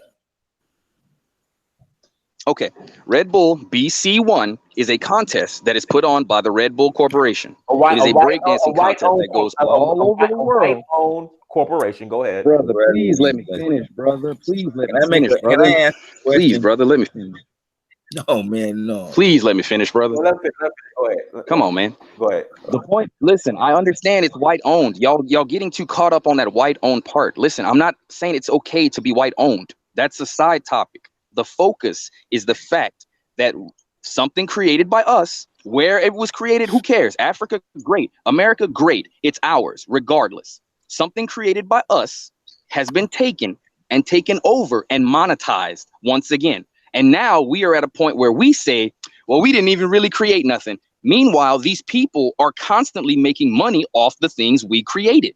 Black people make things, then we get bored of it. Then they come along and say, oh, I can use this. Let me go ahead and flip it around a little bit, put a real white face on it so it'll sell well. And then we'll say we made it. That is how we lose history. That is how we lose culture. So for you to say you're going to bring breakdancing, absolutely, I will bring breakdancing. It is a whole nother venue and opportunity for these people. It's hello. So opportunity. These guys that win the $1,000 just for competition. Now, again, yes, it's white owned. I get it. It's white owned. But if I win and I take that white money and put it back into my community, who's really winning at the end of the day? I mean, you got to take some L's to get some W's. You got to bite the bullet sometimes. That's the problem. Black people are not thinking like these other races. And I'm saying that in a very respectful way. I'm not trying to disrespect anyone. But let's be clear about something. The Chinese and the Mexicans in particular think about the future, as in their next generation. So everything they're doing is to benefit the next generation. Black people need to accept the fact that reparations might not come to me, but they'll come to my grandson, or they'll come to my son, or you see what I'm saying? Like, eventually, we have to work for the next generation.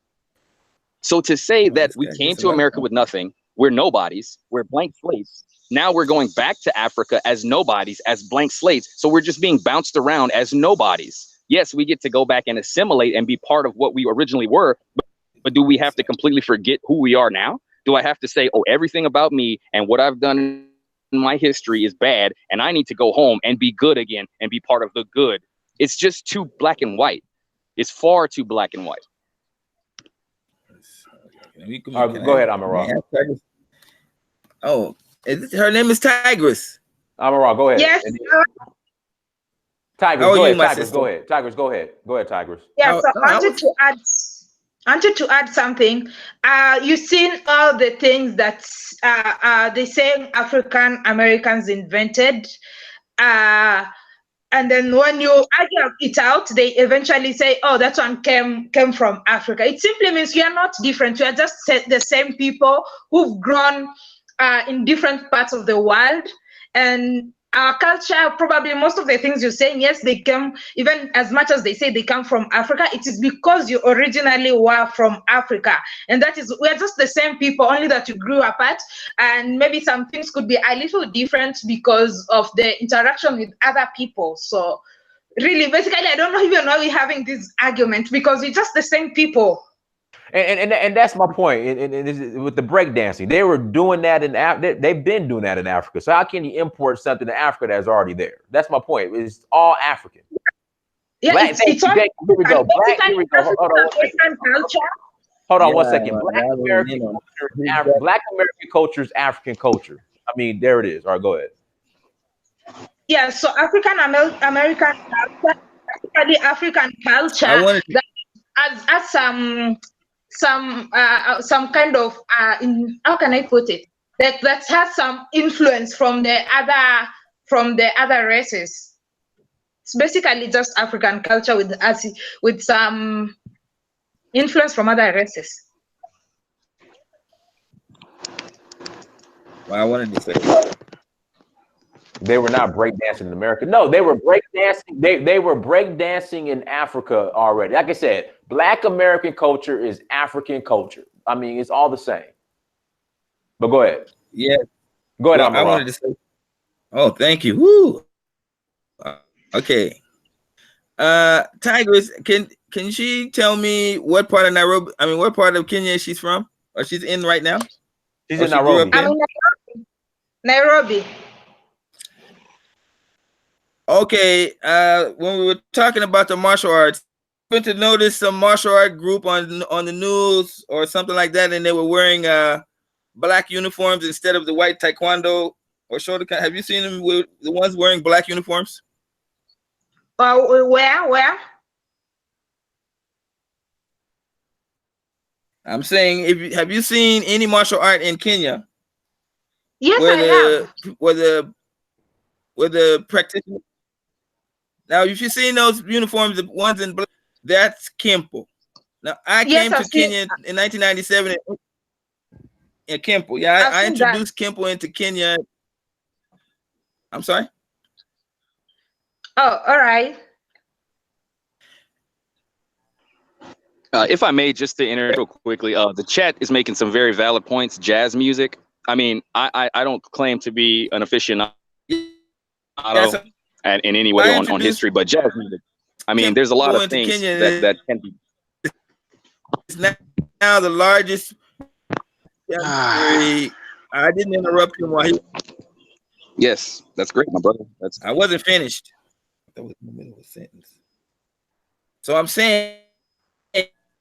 All right, Amira introduced Kempo to Kenya. There we go. It's just Amira, the Wi-Fi. You need to get. I introduced that martial art 20 years ago. Yes. How is that me? And I see, and my speaker is working. I'm listening. I can hear everyone.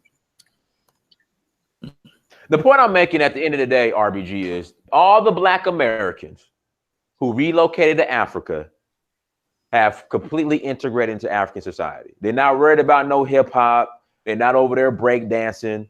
You know, that's all I'm saying. Like it's at the end of the day, who controls. I'm trying to say that we as Black people from America can add to the culture. The way I have added to the martial art culture, martial art in Kenya, that we can do those things. But we cannot bring our culture here and plant it in a different foreign country. It won't work. And to touch on that, I mean, again, we're talking culture. So let's say this doesn't even directly associate with it. Okay, that's fine. But let's talk about the creations that Black people have made. I mean, yeah. To say that the things that we've created, like stoplights, like pacemakers, yeah, like the amount of things we've created, I understand that's not culture, but at the same time, can it not be associated with culture? The culture of excellence? I agree. That's culture. I mean, let's create, let's go and create and develop. See, I would rather import all of that to Africa than some breakdancing and hip hop.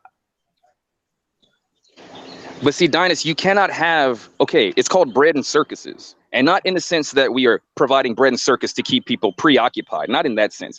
It's the sense that bread and circus, meaning you provide them something and you provide them an outlet and you provide them an opportunity to express themselves. Because if you're working all day and you're building things all day and all day you're focused on is just create, you turn out like the Japanese. You don't procreate, your numbers start to drop. You have a lot of system or situations where people are experiencing depression. So cultural release, culture, I feel, should be more than just dancing. Like, yes, dancing is important, but also we have the work. So there's like different sides of it that have to balance each other.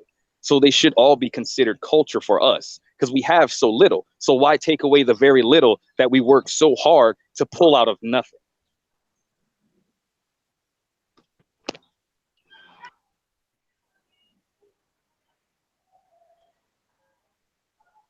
Okay. Sister Renetta, I sent you the link.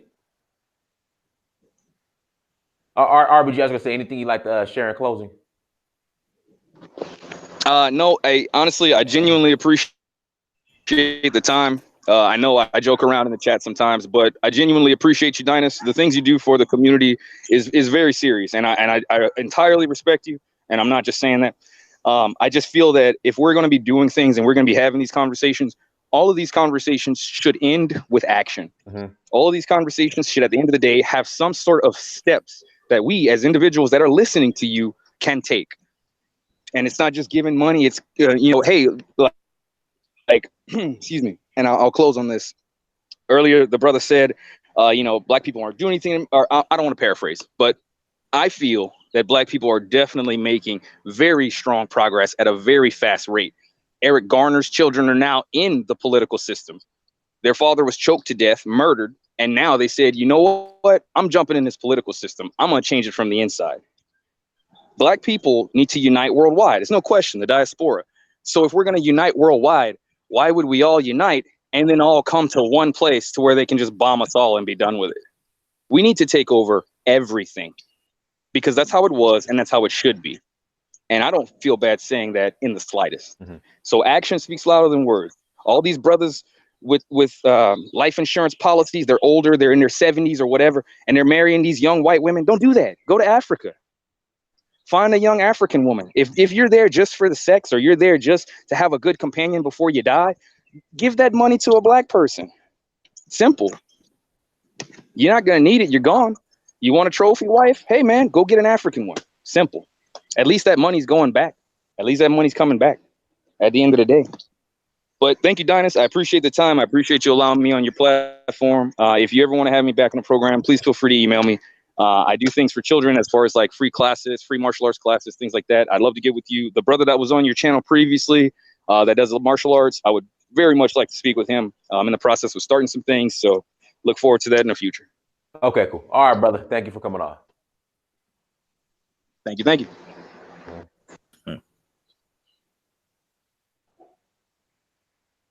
Okay, Shaka Ra, I sent you the link. You have the link. Anything you want to add, African Tigress? Basically, maybe the fact that one thing that I feel like there's some sort of trying to arguments between who's better between African American and Africans. There's some sort of argument in that manner which doesn't make sense, because to me we are just one people. I agree. I agree. I agree. Now, but let me say this: the Black American experience is very unique because of what we went through during our time here in America, and we don't want to minimize or discredit that. But I just think when you break it down, as far as, especially when it comes to the culture question, it's like, how can we brag about a culture that we don't even control? And then when you talk about hip hop, if you speak to the influence of hip hop, they will tell you that it's not necessarily Black American culture because some Puerto Ricans were involved. And then those same people are quick to sell out the culture. So it's just, I don't know. It's a very, as Sister Khadija said, shout out to Ifakime and Fafa Malao. As Sister Khadija said when she came on here, Black American culture is what white people allowed us to do at the end of the day. Exactly. So when you point out LeBron James and Muhammad Ali and hip hop, I mean, it's all white controlled, white owned. So what can we bring to Africa that is unique? I don't know, but I think somebody else just hopped on. Probably your experiences. Hello. Yeah, go ahead. So yeah, probably your experiences, and maybe it's like, what can you pick because your culture is basically a mix of both African and interaction with the whites. So what's positive that you have, that you gained from the interaction, that's what you could probably bring back to Africa. Mm-hmm. Yeah. All right, so I sent the link out to a couple people. I'm waiting for you guys to hop on. If you're not gonna hop on, we'll close out. I know I've had the sister on for a minute. Shout out to Nadoop. Nadoop sent a Black Sunrise. I sent the link to you. Shout out to Nadoop for the super chat. Sister always supporting me. Shaka Ra, I sent you the link too. Shaka Ra. I'm here, bro. Okay, there. Okay, all right. Go ahead, brother. Go ahead. Yeah, I just wanted to chime in on this culture conversation. Firstly, greetings. I've been following your channel for some months now. So give thanks for your works, you know what I'm saying? And greetings to Sister Tigress, you know what I'm saying? There's a slim possibility that I might be in Kenya at the end of the year. So if I'm coming, I'll definitely give you a shout. You know what I mean? Hopefully we can link up. But yeah, I just want to say, bro, I'm from the UK. I'm living in London. Mm-hmm. And this culture conversation is very interesting to me. I'm very interested in culture and how we use culture to forward ourselves as African people. And I think that it's necessary for us to understand that when we came, you know, my family's from the Caribbean, Jamaica and Antigua specifically, and when we came to the Americas, we brought our cultures with us. And whatever we went through, as Africans in the diaspora, we found ways of preserving many aspects of our culture. And because culture is a way of life of a people, the experiences of the people, evolve with the culture. They evolve the culture. And oftentimes, yes, when the culture is experiencing oppression, sometimes the culture adapts to that oppression in positive and negative ways. So because of that, I don't think it would be correct to say that Black Americans or Africans in the diaspora in general don't have things that are cultural to bring back to our brothers and sisters on the continent, especially because we represent a part of the African diaspora experience, you see what I'm saying, that is also vital to our brothers and sisters on the continent as well. It's like we're piecing the puzzle back together. So I'd agree with you. The LeBron James in the NBA is not our culture.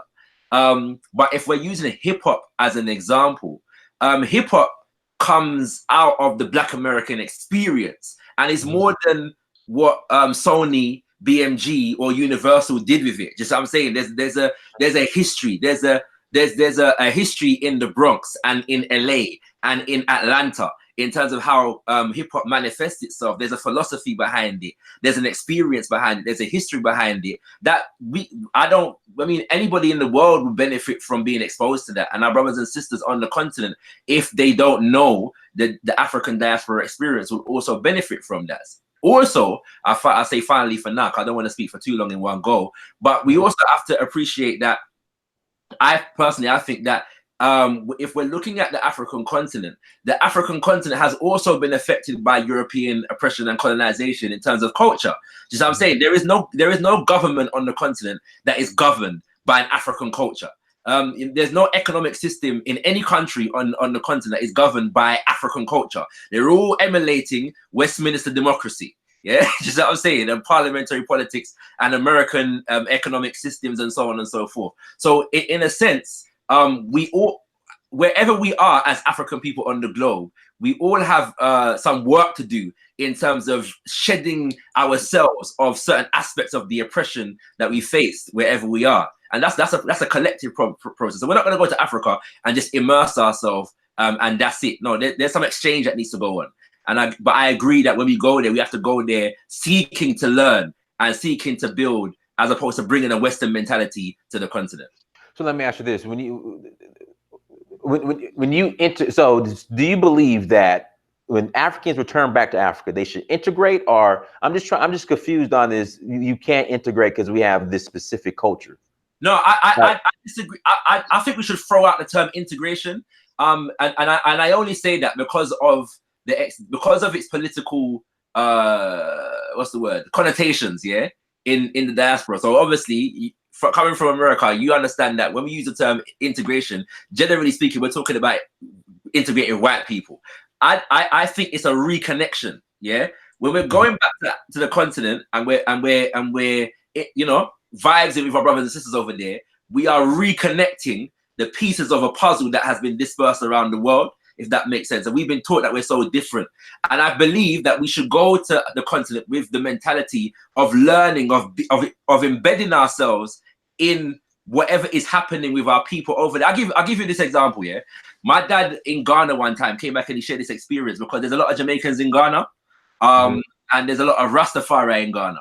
And Rastafari are very African-minded, and he had the opportunity to go and speak to a community of Rastafari over there, and they were seeking to bring this Jamaican kind of, kind of political kind of culture there. And my dad said, look, we're all African. We bring what we brought from the diaspora with us. But this idea that we're going to go off and live in this separate Jamaican enclave in Ghana is destructive. Yeah, it doesn't make any sense. Yeah, we come back home, we live with our brothers and sisters, and we build with our brothers and sisters. They're going to learn from us. We're going to learn from them. One thing that we should always do though is learn the language. Yeah, don't with English and try and go and let's say we don't have to learn whatever the indigenous languages are.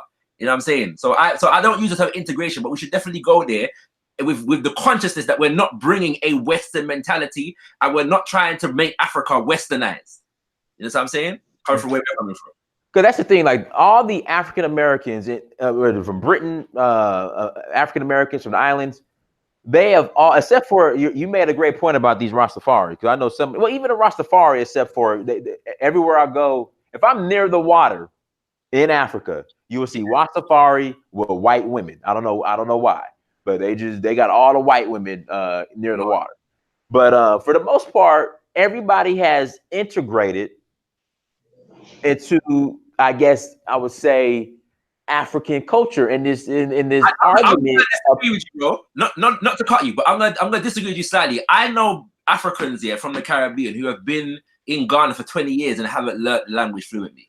And I think that's criminal, personally. Like I'm trying to learn Tree, and I'm in London. I think it's criminal. If you're living in any African country for 20 years and you haven't learned the language, that's what we call worklessness in Jamaica. It's basically like you're just being lazy. You know what I'm saying?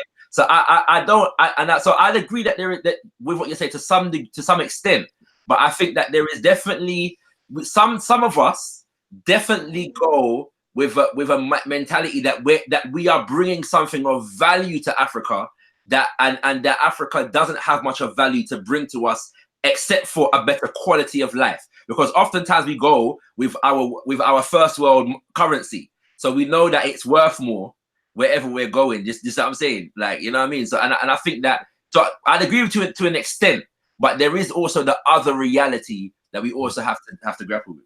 Because the thing is, the black Americans who have relocated to Africa, this I guess this argument about, oh, my culture, like it never comes up.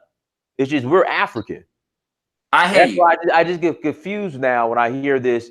We got our Black American culture, and we go to Africa, we got our Black American culture. Like all the Black Americans or the diaspora, whatnot, who are in Africa, there's never a question or argument about this bringing our Black American culture to Africa. That's why I get confused with it.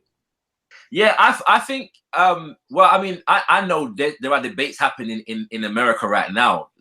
Not forget Africa's moving to Africa.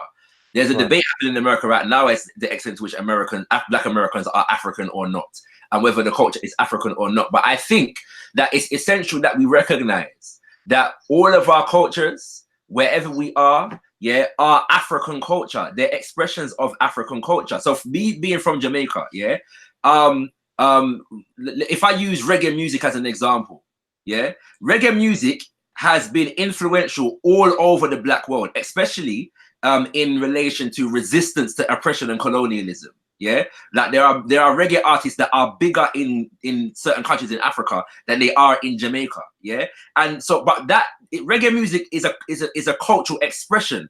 The culture that it comes from, the philosophy, the experience that birthed it is what's important. And there is nothing.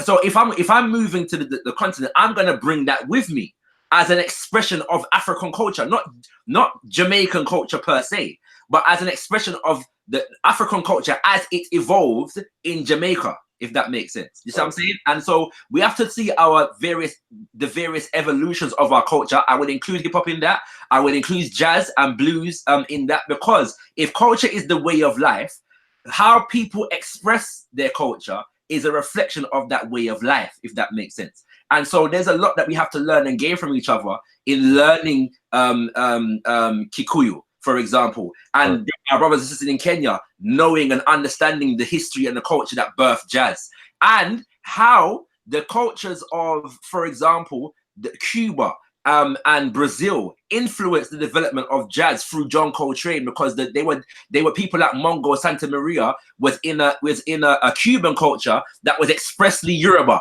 You see what I'm saying? And so they incorporated Yoruba rhythm into jazz music. That's beautiful. And there's no reason why we need to lose that. If we're going back to the continent, we bring that and show our brothers and sisters how we preserved our culture, even while he went through the oppression that we were going through. Right, but see, that's the key point. So you said that reggae music is African culture, correct? Or extinction of African culture, correct? Yes. See, the argument is hip hop. They're hip hop, blues, jazz. I think from what RBG was saying is not an extension of African culture, it's Black American culture. But I would argue that what is born out of the Black American experience is an expression of African culture, is what I'm saying. You see what I'm saying? Right, and that's what I'm saying. And that's what I'm saying. Right. And I feel like, but all of us, because all of us have the work to do, because it is true that all of us have Europeanized cultures, if that makes sense. Like we've been indoctrinated with European ideals, European values, and no African on the planet Earth is exempt from that, whether you're on the continent, whether you're in America, whether you're in the Caribbean, whether you're in the UK, we're not exempt from that. So for example, using the hip hop example, in order to preserve the culture, the Black American African culture of hip hop, what we would need to do then is exorcise it of American commercialism and preserve the essence, the root, of it, the expressions of it, the artistic value of it. Get rid of the American commercialism and develop it from that root, if that makes sense. You know what I'm saying? And do that consciously. That's when it becomes of value to us as a people and our brothers and sisters wherever we are on the planet Earth. Okay. And real quick, African Tigress, anything you want to chime in on? I totally agree with the brother, what he said about we need to, as you're coming to Africa, it's not, you're not coming to bring the Western culture. Yes, Africa at the moment, in some places, there's some influence of the Western culture, but that's not your coming, what African Americans are bringing to Africa. And they should come with an open mind, and they shouldn't think like our culture is so remote, like not so good, because that's all where we came from, and Westernization has just kind of fucked up everything. So yeah, I totally agree with him. Okay. Sister Renetta Jones, go ahead, take it away. Hi guys, thanks guys. Listen, Hey, sister, you sound kind of muffled. I think you got Monday's phone. Then Monday passed it to then Monday passed his phone. No, God, no. Oh God. Okay, can you guys hear me better? I was charging my phone while I was speaking. Can you hear me better now? Or is it still really bad? Go ahead. We just okay. All right. Sorry about that. And I'm outside sitting in the car. RBG and Monday's phone. No, don't say that. Don't say that. Okay. So listen. So there's when we talk about culture, okay, I think it's a little bit disingenuous to say African Americans don't have culture. When we speak about culture, you have to understand there's something called root culture. Mm-hmm. An example of root culture would be Africans being first and their culture spreading across the planet, called the Out of Africa model. Let's take, for example, the partial root culture of Europe came from where? Northeastern Africa, all the way across to Mali. How do I know this? Herodotus, the founder of European history, when you read his book, in his writings on history of the origins of Greek culture, they tell you that the origins of Greek culture, they studied 200 years in Egypt. Okay, then we go to the Library of Timbuktu, which is in West Africa, which is also where many Europeans study. So we're looking at something called root culture. So when we apply African Americans in America, we know that African American root culture is African. Then there's something called a subroot. Subroot. That is a derivation of a root culture. Let me give you an example. There is something, a food in the Caribbean called kalaloo. Okay, kalaloo in Trinidad. Kalaloo pardon? No, I'm just digging up kalaloo, sis. Go on through. Right, exactly. So you have kalaloo, which is a soup that we got from West Africa. Nigeria, they call it egusi. Ghana, they have a different name. Yeah, egusi. Egusi, exactly, right? Same thing. Egusi. Exactly. So we're looking at subroot now. Let me show you where Americans come in with a subroot culture. So we know the root is African, right? So then it goes through a phase where it becomes a subroot. So let's take kalaloo as an example. So kalaloo in Trinidad, they keep it as a soup, which is West African. In Jamaica, they cut it up. Yeah, man. But in the United States, where you get your collard green, looks like Jamaican kalaloo. Then when we take the kalaloo and we go to Brazil, they call it caruru. Subroot. Right? So when you taste caruru in Brazil, it's made with dende, a type of palm oil. When you make kalaloo in the Caribbean, it's made with a different oil, different islands, different oil. Then, because of climatology, when Black Americans make their, what is it called again? Remind me. What's the plant called again? Yeah, collard green. It's made totally different. Black Americans season their food. This is culture.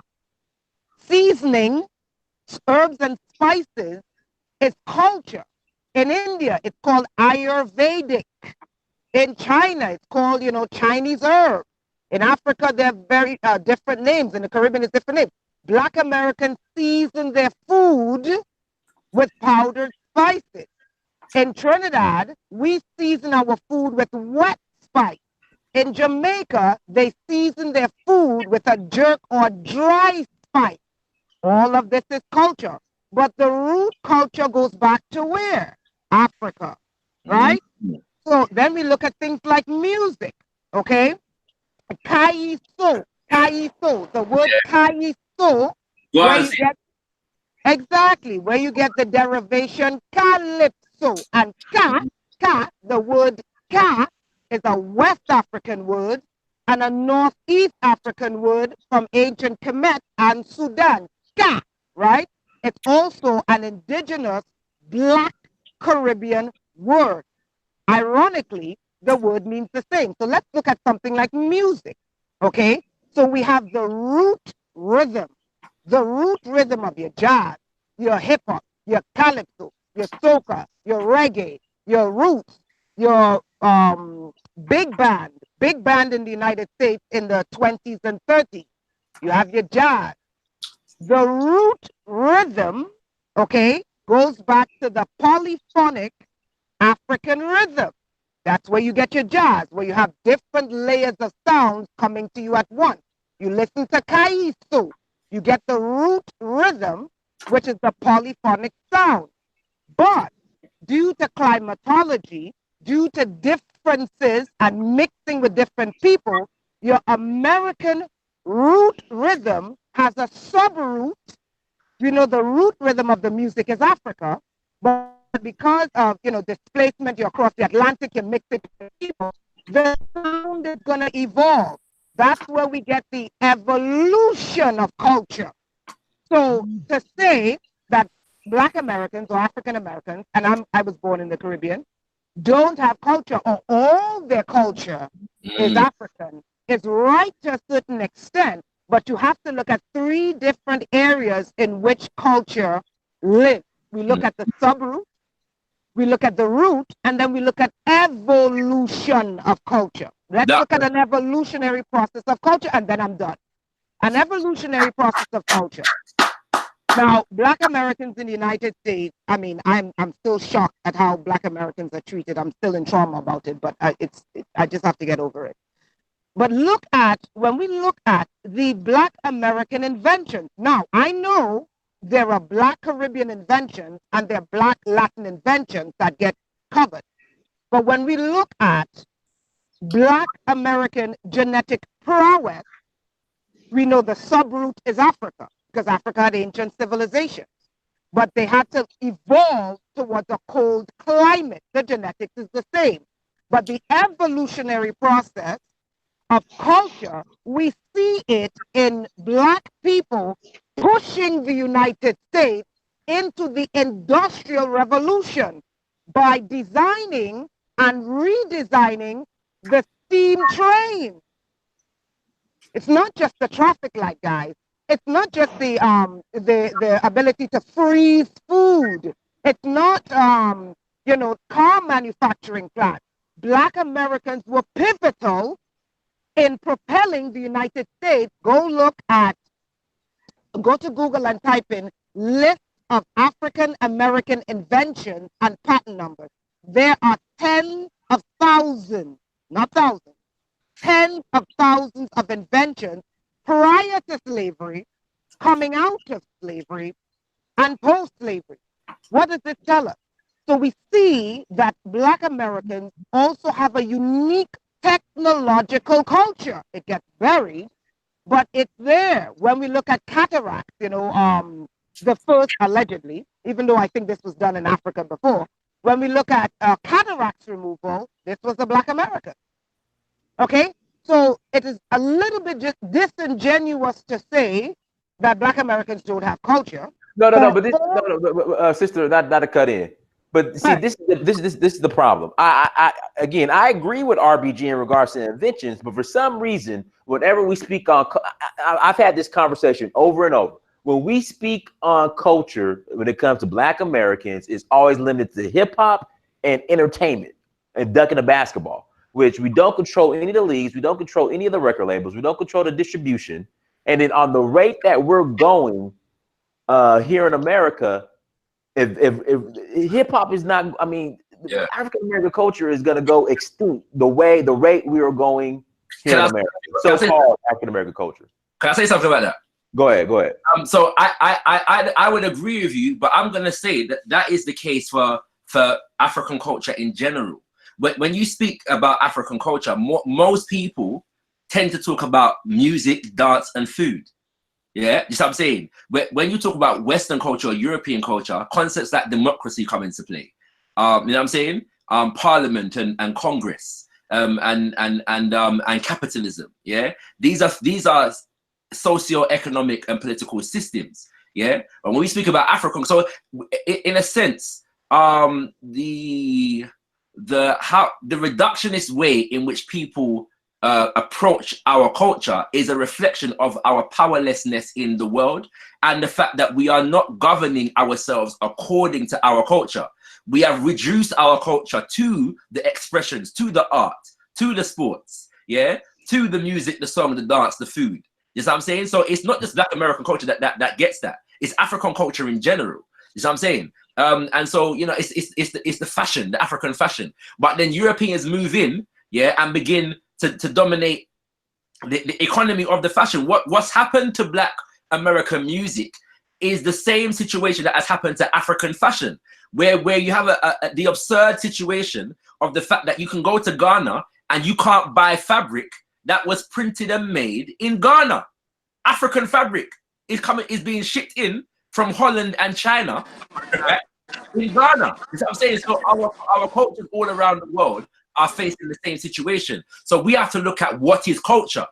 If culture is a way of life, we have to be consciously understanding the factors, the different aspects of what constitutes a way of life. And fundamental to that is the principles and the values. And if we look at the principles and the values of our culture around the world, then we would be able to see, one, that it is African, and then we'll be able to apply it to how we organize our communities economically, how we organize our governments and political systems, yeah, how we socialize and educate our children. Just what I'm saying? So until we begin to apply our culture to solving those problems, it will continue to be reduced to LeBron James and Tupac and Jay-Z. Yeah, I just want to add something. Like the whole, like the topic says, should Black Americans relocate to Kenya? I feel they have to, you know, they have to relocate, because I did a video yesterday. We're talking about culture right now, man. I mean, come on, bro. You messing up the transmission, man. Golly. Hold on, police brutality. Miss Jones, go ahead and continue, Miss Jones. Go ahead. Okay, thank you. So I wanted to say something. Let's look at Japan, right? We're talking culture. Let's look at Japan, and let's look at ancient China, okay? Let's start with ancient China. Ancient China had an arch enemy called, you know, what we call today Mongolians, right? Who were constantly invading them, okay? And to preserve, not just the Mongolians, they also had an invasion from Europe. But anyway, the point is, a threat to their culture, because there's two types of culture now, okay? There are three ways in which culture moves, but there are two ways in which cultures evolve. It's very complex, this thing called culture, when you look at it, right? Yes. There is culture when there's nationhood. Whoa. I'm sorry. Go ahead. I'm sorry. Go ahead. Oh, no, that's okay. Because I can't see right now, so I'm like just talking. All right, so there's culture when there's nationhood, which is the strongest way to preserve culture. That's why I used Japan and I used China, and I'll explain in a second. Beautiful. Then there's the second way in which culture, whether it's root or subroot or evolution, takes place, and that is when you have displaced people, such as African American people, within a dominant force who governs every sphere of their activity, while they try to literally live and retain a sense of self. So let's look at China. Let's look at Japan. What did the Chinese do to can anyone tell me what the Chinese did to preserve their culture? One of the things that they did was they closed down the schools, because no, talking ancient China now. China. I forgot to recent China, but go ahead, sis. Go ahead. Sorry. Now, what did the ancient Chinese? You all know what it is. What did the ancient Chinese do to preserve their culture from the invading Mongol? Bingo. They built a wall. Yeah. Now, well, let's look at Japan. Japan is a very isolated culture. For example, the Japanese have zero tolerance for Muslims. Zero. Because they believe any external influence, and they limit their immigration. any external influence on a tiny island can override or undermine their culture. So these are two instances. These are two instances where we see that culture was preserved via A, building a wall, or B, limiting external forces. So that is culture within the sphere of nationalism. You cannot, and I think, and I'm not being disrespectful to him, I think he's a great guy, Amin Ra. Amin Ra is confusing nationalism versus assimilation. So he's looking at Black Americans and saying I'm not Black American, I'm Black Caribbean. He's saying they don't have culture because they don't have a country. No, that culture in the context of nationalism. However, there's culture in the context of assimilation. And in order for Black Americans to survive, they had to do two things. They had to assimilate while trying to maintain a sense of history where they came from, right? Because if they were too separated from the white culture, they would have been exterminated. No one ever tells the Jews when they were in Europe, no one ever told them, except at the rise of Hitler, don't assimilate into European society. They assimilated to some degree until the rise of Hitler, who said they are different, exterminate them.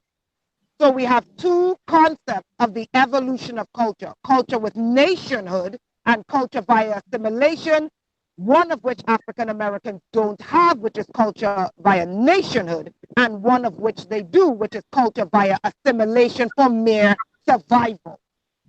That's all I wanted to say. Shout out to real quick, Nadup, thank you for the super chat. She says, when you live amongst the enemy colonizer, your culture is subject to cooptation, I guess being jacked. And that is what keeps happening to Black American culture. But there's a faction that has not assimilated, thus kept their culture. Yeah, I think what the sister just said is very sound. What I will say though is that when it comes to nationhood, that is where you go from survival to prosperity, to prospering. Yeah, the goal is different. Yeah, the motivations are different. And so what you're trying to preserve and how you're trying to preserve it is different. And especially when you're going from oppression into nationhood, you're conscious of, you know, exercising yourself of the oppressive culture. You see what I'm saying? You're looking that deeply at how this oppressive culture has affected our culture. Because this is the point. In a sense, the fact that we can only see sports and entertainment in our culture is actually a reflection of oppression. That the oppressor, the colonizer, has taught us to see ourselves in this kind of reductionist way. You see what I'm saying? So we're only good at sports and entertainment. Yeah, we're not good at building social systems and political systems and economic systems. When if we look throughout our history, this is a lie. So for example, Black American culture, and I'm using this as to be fair, the culture of Africans who were enslaved in the Americas in general, there were ways in which we sought to preserve family structures even in that experience. That's a part of our culture. But it's all gone. But you got to understand, it's gone now. It can't be gone, bro. It can't be completely gone because the family structure. No, I'm not saying the family structure is not affected, you know, but I'm saying that the lessons, we must be able to preserve the lessons through the history. So if the history is still there, then we have something to teach, something to pass down, and something to build upon. You know what I'm saying? It's that after 400 years, bro, we could, if after 400 years, yeah, Africans in America can develop this thing called hip hop. And as you said, people are doing breakdancing in Africa. Yes. And if you look at the expressions of hip hop, yeah, the DJing, all right, the b-boy, the breakdancing, the MCing, yeah, and the graffiti, yeah, all of these are expressions that we can tie back to an African root. So if Africans can still bring forth that after 400 years of oppression, it suggests that there is much more that we can bring forth if we're consciously tapping into that cultural root that the sister was talking about before. But we have to be doing it with an express purpose for nationhood and nation building. Otherwise, it's not going to make any sense. Well, and you just mentioned something, and the issue is now is that we're no longer tapping into that root. especially here in America. Like that, the root is uprooted for the most part. Because like somebody said in the chat, you got feminism. That's why you brought up the whole family structure. You have feminism now. You have the LGBTQ movement. You have all these other factors that it's. I'm telling you, it's. I mean, you'll see it in some certain parts of America where it's intact, but for the most part, it's gone, bro. Like the root has been completely uprooted. Yeah, man. I'll give way for somebody else to speak for now. African Tigress, you wanna jump in real quick, and then police brutality, we'll pass it to you. African Tigress, you there? I don't think she can hear me. Police brutality, you want to hop in? Yeah, I was like, sorry about trying to throw off the thing for You good. I was like, okay, but the thing is that for the culture aspect, I've really learned a lot hearing from the sister of some of the stuff that came out, and because on the fact that I was looking at what you were talking about, okay, on the topic, so that's why I was like, because I always look based on the topic when you put here on the something diners. I did a video, I did a live stream talking about this same thing, and people trying to get their passports ready to try and move to countries in Africa, and also if they're going to bring that westernized cultural system that has not really helped the Black community in America to Africa, there'll be a little bit of a clash. Okay. But the thing is that if our people in the diaspora can reach an agreement with those of us in the continent and try and link up so that we can be able to understand ourselves properly, because the whole time about African Americans not having a culture and that kind of stuff is really, really a very deep end. But our people need to understand that if you're coming to the continent, we are very much happy to receive our brothers in the diaspora. So for our African American brothers and also for those in the Caribbean, get your passports. Because I did a 10 reasons video the 10 reasons why African Americans can get their passports. Because of, and it's on my channel anyway. So yeah, try and do what Prince Adewale Dinas did. He came to SJ. I know some people are not happy when I mention Prince Adewale. But see, try and do like what the brother did. The brother traveled to like 14, 15 African nations. He has been doing it for so long. If he can do it, all African Americans can do it. If Diners can do it, if Diners can have a Nigerian passport, which I'm really shocked myself, like, what? And that's it is like, and the thing about traveling, that traveling teaches you a lot, because I've been traveling since I was 12. And traveling has really taught me a lot, has made me meet a lot of people, has made me meet the good side, the bad side, everywhere, So for me, I've traveled most of the West African states. I've traveled outside the country, outside the continent, So yeah, it's very good. Our people should not have this, because it's so funny that this statistics that 60% of our people in the Americas, in the USA, don't have their passport is really, really shocking. Man, more than that. In the Black community, I would say only maybe 9% might have passports, if even that. Maybe and the funny aspect is that the cost of the passport is 135 USD. The Nigerian passport here is 106 USD. So it's not that expensive.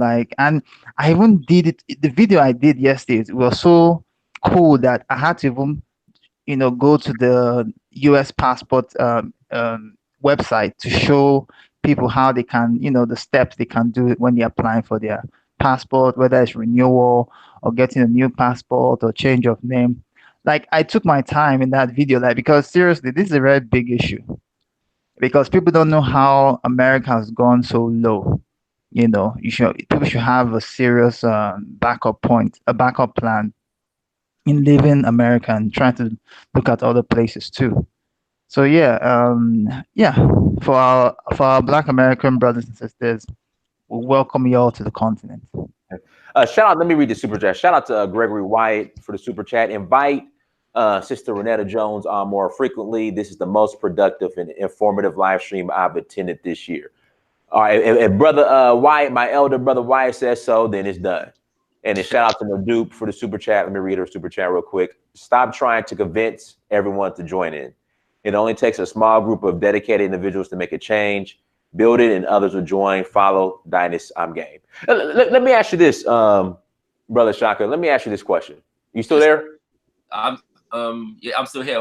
Yeah, I'm still here. Is there such a thing as, I would say, like, what would be Black UK culture? This is a good question, yeah. The reason that it's a good question is because we're kind of at a bit of a crossroads with this at the moment, because so just to give an explanation for those who may not be fully cognizant of or aware of the Black experience in the UK. Most of us over here are descendants of Africans who came over here from the late 1950s, yeah, from the and from the Caribbean. The Windward generation.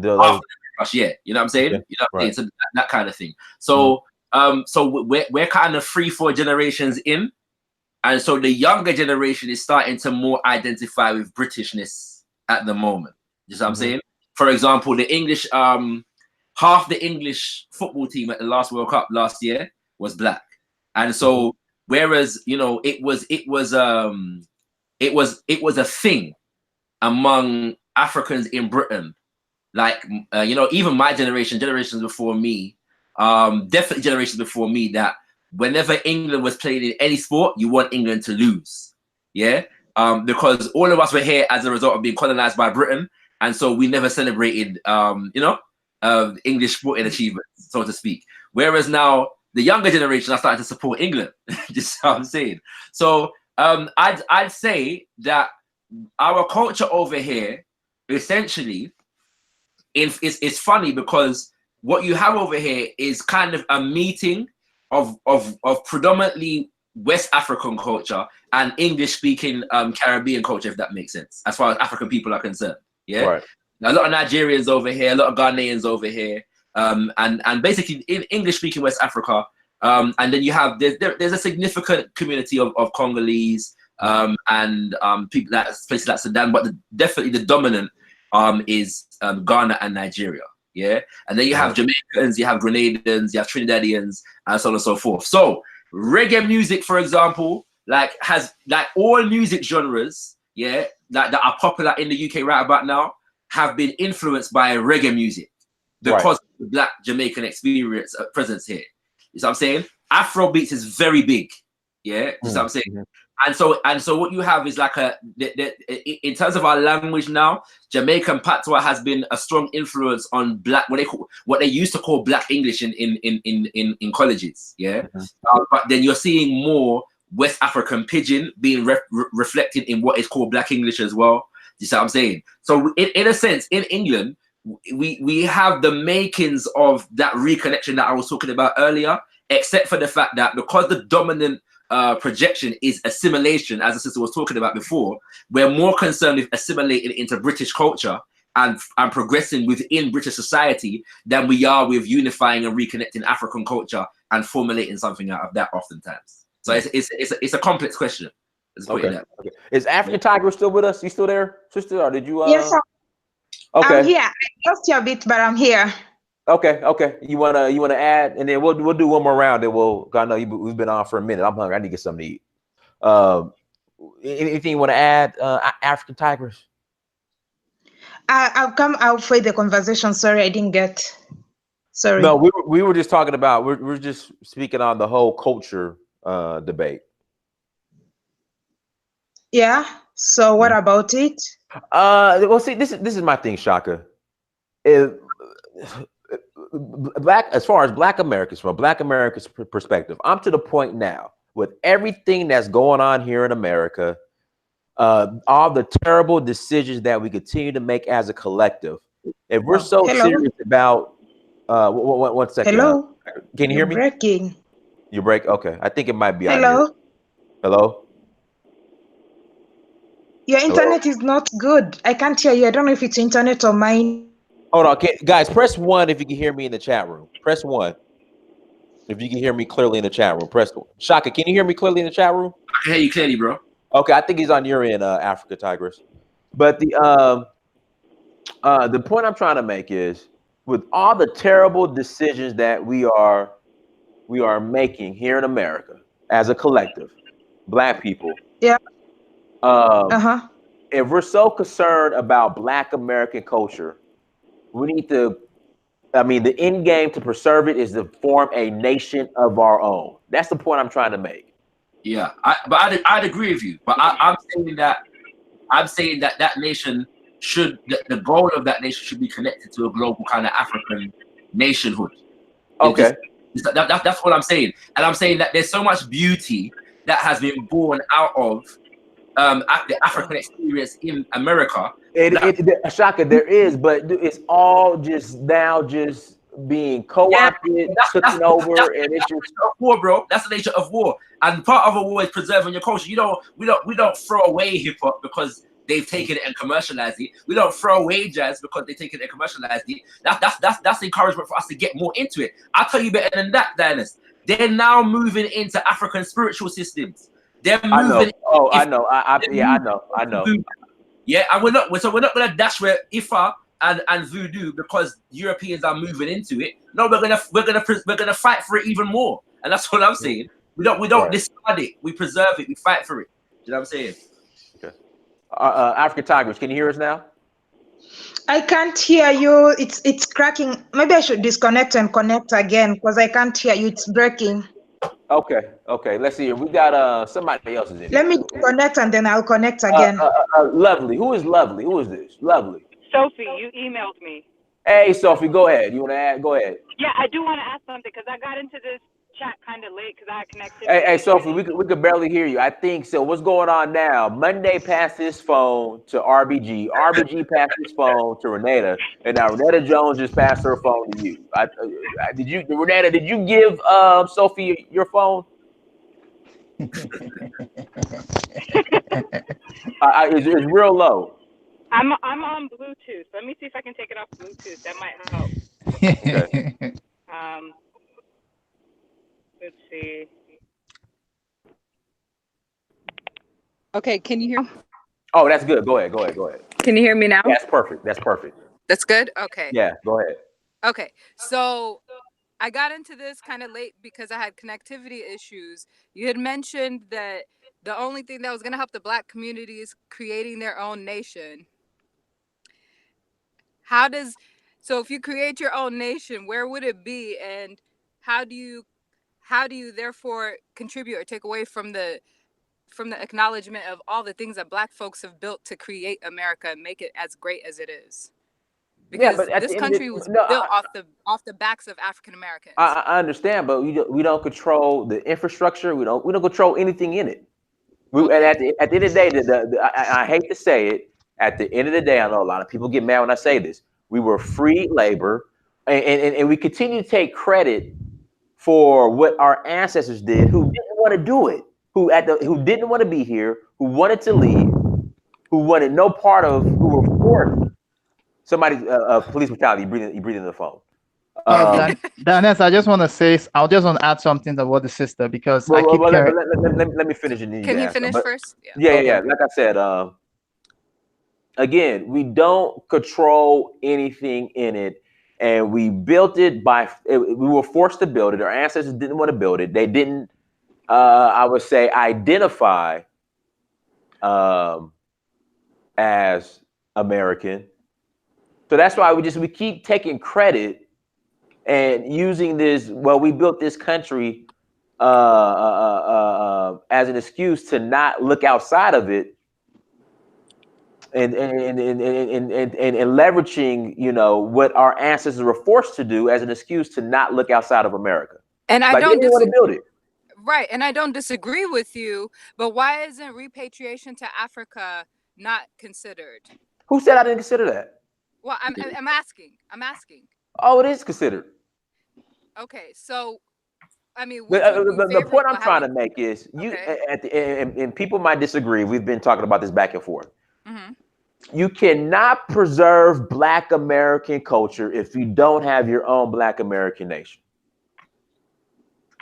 And so people are like, oh, well, we're going to take our Black American culture to Africa. All the Black Americans who I know who are currently in Africa, the so-called Black American culture was the last thing on their mind that they were going to import. They assimilate into African culture. So my thing is, for people who are so concerned about Black American culture, it's like, okay, that's fine. So start a nation of your own, and then you control it, run it, define it, do everything you want to. But they don't want to do that. So in terms of nation building, how would you even go about that? Because you would need land, you would need to be able to build infrastructure so that you could have an economy where it could self-support itself. So what would be the game, hypothetically speaking, if you were to build a nation, how would you go about doing it? I would say this, that is a whole nother show. Right. I mean, seriously. And we talk about this all the time in the previous shows. That's a whole nother show. So for the sake of time, yeah, that's a whole nother show. Okay, that's fair enough. But I mean, I'm not trying to knock not having a nation, because I think it would be beautiful, because having been born and raised in this country as a Black woman, it would be nice to be able to go to a place where I know my children wouldn't be discriminated when they go to school. There isn't a school to prison pipeline. You know, I'm not having to apply to places where potentially I might be the only person of color in the whole office and again discriminated against. Though, like, ideally speaking, that would appeal to me. Yeah. But the realism, I don't see it being pragmatic, because where would you go with this nation? Where would you form it? I understand the need for it. I just don't understand if it's practical and where this formation would happen. I would say this. I don't think it's reasonable to think that you will ever be considered first-class citizens here in America. But people, for some reason, for the past 400 years, and are still going to continue to fight for it. So my thing is, the amount of energy we spend on this pipe dream that one day we're going to be treated equally here in America, you might as well spend that energy on trying to form your own nation. You know, the funny thing though about what you're saying though, Dinas, is that for most people, they think the opposite. That the idea of first-class citizenship in America is a more realistic aspiration. It'll never happen. It will never happen. I think nation is more realistic than the idea of first-class citizenship. First-class citizenship will never happen in America for Black people. Dennis, can I add something for the sister? Go ahead. Sister, this is one thing I want to tell you. Okay, I understand your ancestors built America, from the whole 400 years and everything, because I'm someone that goes through the history of African Americans all the time. I read books and everything. Right. But telling you from someone from the continent, from like a Nigerian myself, and I've seen what has been going on the news with our brothers and sisters, and not just in America, also in other countries where you have the cracker society being the dominant society anyway, in the rule and everything. These people will not give you anything. They want you to suffer. They want our people to suffer that in the diaspora. They will not give you anything. They will not even give you 6th-class citizenship. They want you guys out. That's why they keep shooting us on the street. That's why they keep making you guys feel bad. That's why you see the issues happening in the Black community. And this is not just in America, this is global. Oh, that I'm well aware of. I mean, and this is the thing, this Stockholm syndrome that is holding our people here, that they feel that, oh, Cracker's dad is going to look at me and give me nice treats. He's not going to give you nothing. He's going to make you look. I've lived in the UK. I'm living in Canada. I see how these people treat our people here. Okay, and also me, because I've been treated, and I always know that they're going to treat me that way because my mind is already made up on where I'm going. Okay, so I'm not going to kiss Cracker's feet and say, "Oh, Cracker, please love me," because it will never happen. Okay, this is coming from someone that's lived in the continent for more than 20 years. Okay. This honest, I'm telling you, these people will not give you anything. These people are mean. They just want you guys to suffer. As I'll use the South African accent, suffer. I mean, I understand that because my family comes from the continent. I'm a first generation American. My family's from Ethiopia. And my ethnic group is actually suppressed in Ethiopia. So like what African Americans go through here and then going to Ethiopia, because I just came back like less than a month ago, there is no difference. So, I mean, you're starting to see this mindset of Black is less than on the continent as well by fellow Black folks. That's why I keep asking where's the pragmatism and nation building coming from? But this thing, you have your own nation called Ethiopia. Well, I wasn't born there. But I'm saying your family, they have a nation called Ethiopia. So like it would make more sense. This is the thing. It would make more sense to fight in Ethiopia, fight for Ethiopia, than a Black American to fight in America, in a country that he doesn't control anything. And the fact that also Black Americans ain't like you gonna take over. You ain't gonna take over no America. Not in America. And exactly. The fact that I come from a tribe too that has been oppressed back in Nigeria, but if they told me to choose between that and America, I would choose Nigeria. Because America, I think I'll be killed quickly. I'll be shot dead 30 times or 50 times or 100 times. I won't even leave it to tell the story. Because it's war. I see it every day. There's no hope here for people here. There's no hope. I'm telling people, like, look, I've seen people here. I've met a lot of Black Canadians here, and like you can see the stress in their faces. Like, man, I wish. This is what one of them told me. He wish he could go to the continent. Like he doesn't like it here. Like here, they have made him. He can't even think straight. He's like, man, I wish he could just leave this place. Like the oppression is too much. And this is something that's been going from when he was born as a small child, growing up, and he's almost my age now. And you know, it's like constantly our people are being brutalized. Like I just came back from someone. I checked online. I see a police brutality what happened in the UK of recently. Like constant issues are just popping on our people. Like this is a hellhole. Okay. But in the continent, okay, Daniels can attest to this. In the continent, at least, this is what I know of. Someone said that at least she came back from the UK. At least she's in the Gambia now. At least anytime she wakes up, she sees the sun. And the second, she sees people that look like her. And that is all that matters to her after living so many years in the UK. Because the thing about America is you're in the belly of the beast. Right. I mean, you're behind enemy lines here in America. In Africa, you're on enemy lines or somewhat in front of enemy lines. Like I said, the final frontier, Armageddon, is going to be war. All right, it's going to be fought in Africa. Like that's going to be the battle to decide. Like it's a wrap over here. Like the so-called, you know, the final fight is going to be in Africa, and if you.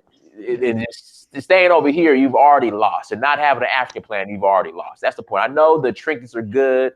I know you get a credit card and a line of credit, and you know if you work a good job, you could buy stuff up. But it's just that's just all surface level stuff. And sister, another thing you understand that no matter how many of us come here and make a lot of money, and we see the whole so-called stupid American dream or Canadian dream or UK dream. Finally, everybody will go back to the continent. My plan is to go back. Everybody will go back to the continent. I don't care where you're from, whether in Jamaica or the Caribbean or anywhere. Everybody will go back to the continent. And that's certain. That's a realistic. Like I said, you have a fighting chance. Like a logical, like a really a reasonable fighting chance in Africa versus here in America. It is a waste of time, you know, fighting here in America. It's a waste. But in Africa, you actually put up a fight in Africa. Right, which is why I brought up the idea of repatriation. I mean, me myself, I have a repatriation plan because it's just not worth it. I was born and raised here, and I don't see anything changing. In my lifetime, I'm in my mid-30s, nothing has changed. The illusion of, you know, getting a credit line, buying a home, buying a car, I mean, you don't essentially own anything. Even if you pay your house off, you still don't technically own it, because if you don't pay your taxes, the first thing they're going to do is take the house and the land to pay for the tax. You don't own anything here. So, I mean, there's no incentive to stay. And in Nigeria, you can be in a place where I'm not wanted. Yeah, and in Nigeria, you could buy the house. You could buy the house from the government, and it's yours forever. Right. Same thing in Ethiopia. Brother Shaka, anything you want to add to this? No, I'm just listening, yo. But I do think that the whole idea of having a back home plan is important. In fact, so yeah. Let me say this actually. I think that one of the most dangerous things that is done to us, that has been done to us throughout history, is many of us have been indoctrinated with an anti-African sentiment. Yeah, and throughout our history, this manifests itself in different ways. And whilst we're being indoctrinated against Africa, Europeans are moving more and more to Africa to appropriate the resources and these kinds of things. And I think we're never gonna develop this sense of nationhood whilst we are allowing our enemies to sow the seeds of anti-Africanness among us. And sometimes we even promote anti-Africanness in the name of pro-blackness. I think that we're saying something. I think that we're doing something. It's very dangerous, yeah. And so to cut us off from our source and our source of history, ancestry, and our source of potential political, economic, and social power is really going to deal with a death blow, yeah, to Africans throughout the diaspora. And so wherever we see anti-Africanness, we really have to challenge it. We really have to fight against it. I mean, I'm listening to speeches of Malcolm X talking about how the people, the government officials who were going to Africa in the 1960s were telling the Africans in Africa that the Black Americans don't want nothing to do with Africa, and telling the Africans in America that the Africans back home don't want nothing to do with us. Yeah. And I'm saying that we're seeing the same trick being played right now, and some of us are guilty of promoting this foolishness even among us. Yeah, you know what I'm saying? It's all, history repeats itself consistently, and so we really got to look at these things and challenge those sentiments among us, because it's only going to happen if there's a collective group of us that are on a similar agenda. All right, African Tigress, anything you want to add, and then we'll go ahead and close out. Is African Tigress still here? I think she left. Think she left? Okay. All right. Well, we'll go ahead and close out police brutality. We'll start with you. You go ahead and shut out your page and all that good stuff. Oh, fam, my page is Police Brutality Worldwide. I do videos on police issues and things happening, other issues too. A lot of Bitcoin mining and stuff I do there. And I'll keep saying this. People should. You got a real bad echo. Just Oh, can you hear me now? Yeah, go ahead. Go ahead. Oh, the thing that people should have a repatriation plan set up, because Krakazadi won't love you. Seriously, just for the record. Okay. All right, brother Shaka, go ahead. Yeah, I don't have. What do you say? Just look at your channel, wasn't it? Yeah, you got a channel? Yeah. Channel? So I mean, this is my personal one. I'm on now. Shakara Speaks. So you can just search that if you see my comment in the section. So in the chat. But my primary thing right now is my media company. It's a collective of us. I've started this media company called Got Kush TV. So I'll leave a link to that. Thank you for allowing me to do this, brother. I appreciate it. But yeah, we're number one Black conscious media platform in the UK. So oh wow, I'll leave a link to that in the chat right now, and brothers and sisters can go check it out when they're ready. Thank you very much, bro. Peace. No problem. And the sister, I had to mute you, but unmute yourself, Miss Lovely, if you can, so you can say bye-bye to everybody. Oh, there you go. All right, go ahead and say bye-bye. All right, so I don't have Oh, it's a bad echo. It's a bad echo. Why is there an echo? Can you hear me now? Go ahead. Okay. So I don't have my channel set up yet. It's gonna focus mostly on like current events dealing with Black folks here in America, as well as on the continent and within the diaspora. I'm working on setting it up. But currently here in Austin, I teach a summer series that focuses on East African history. Hopefully my channel will be up soon on YouTube.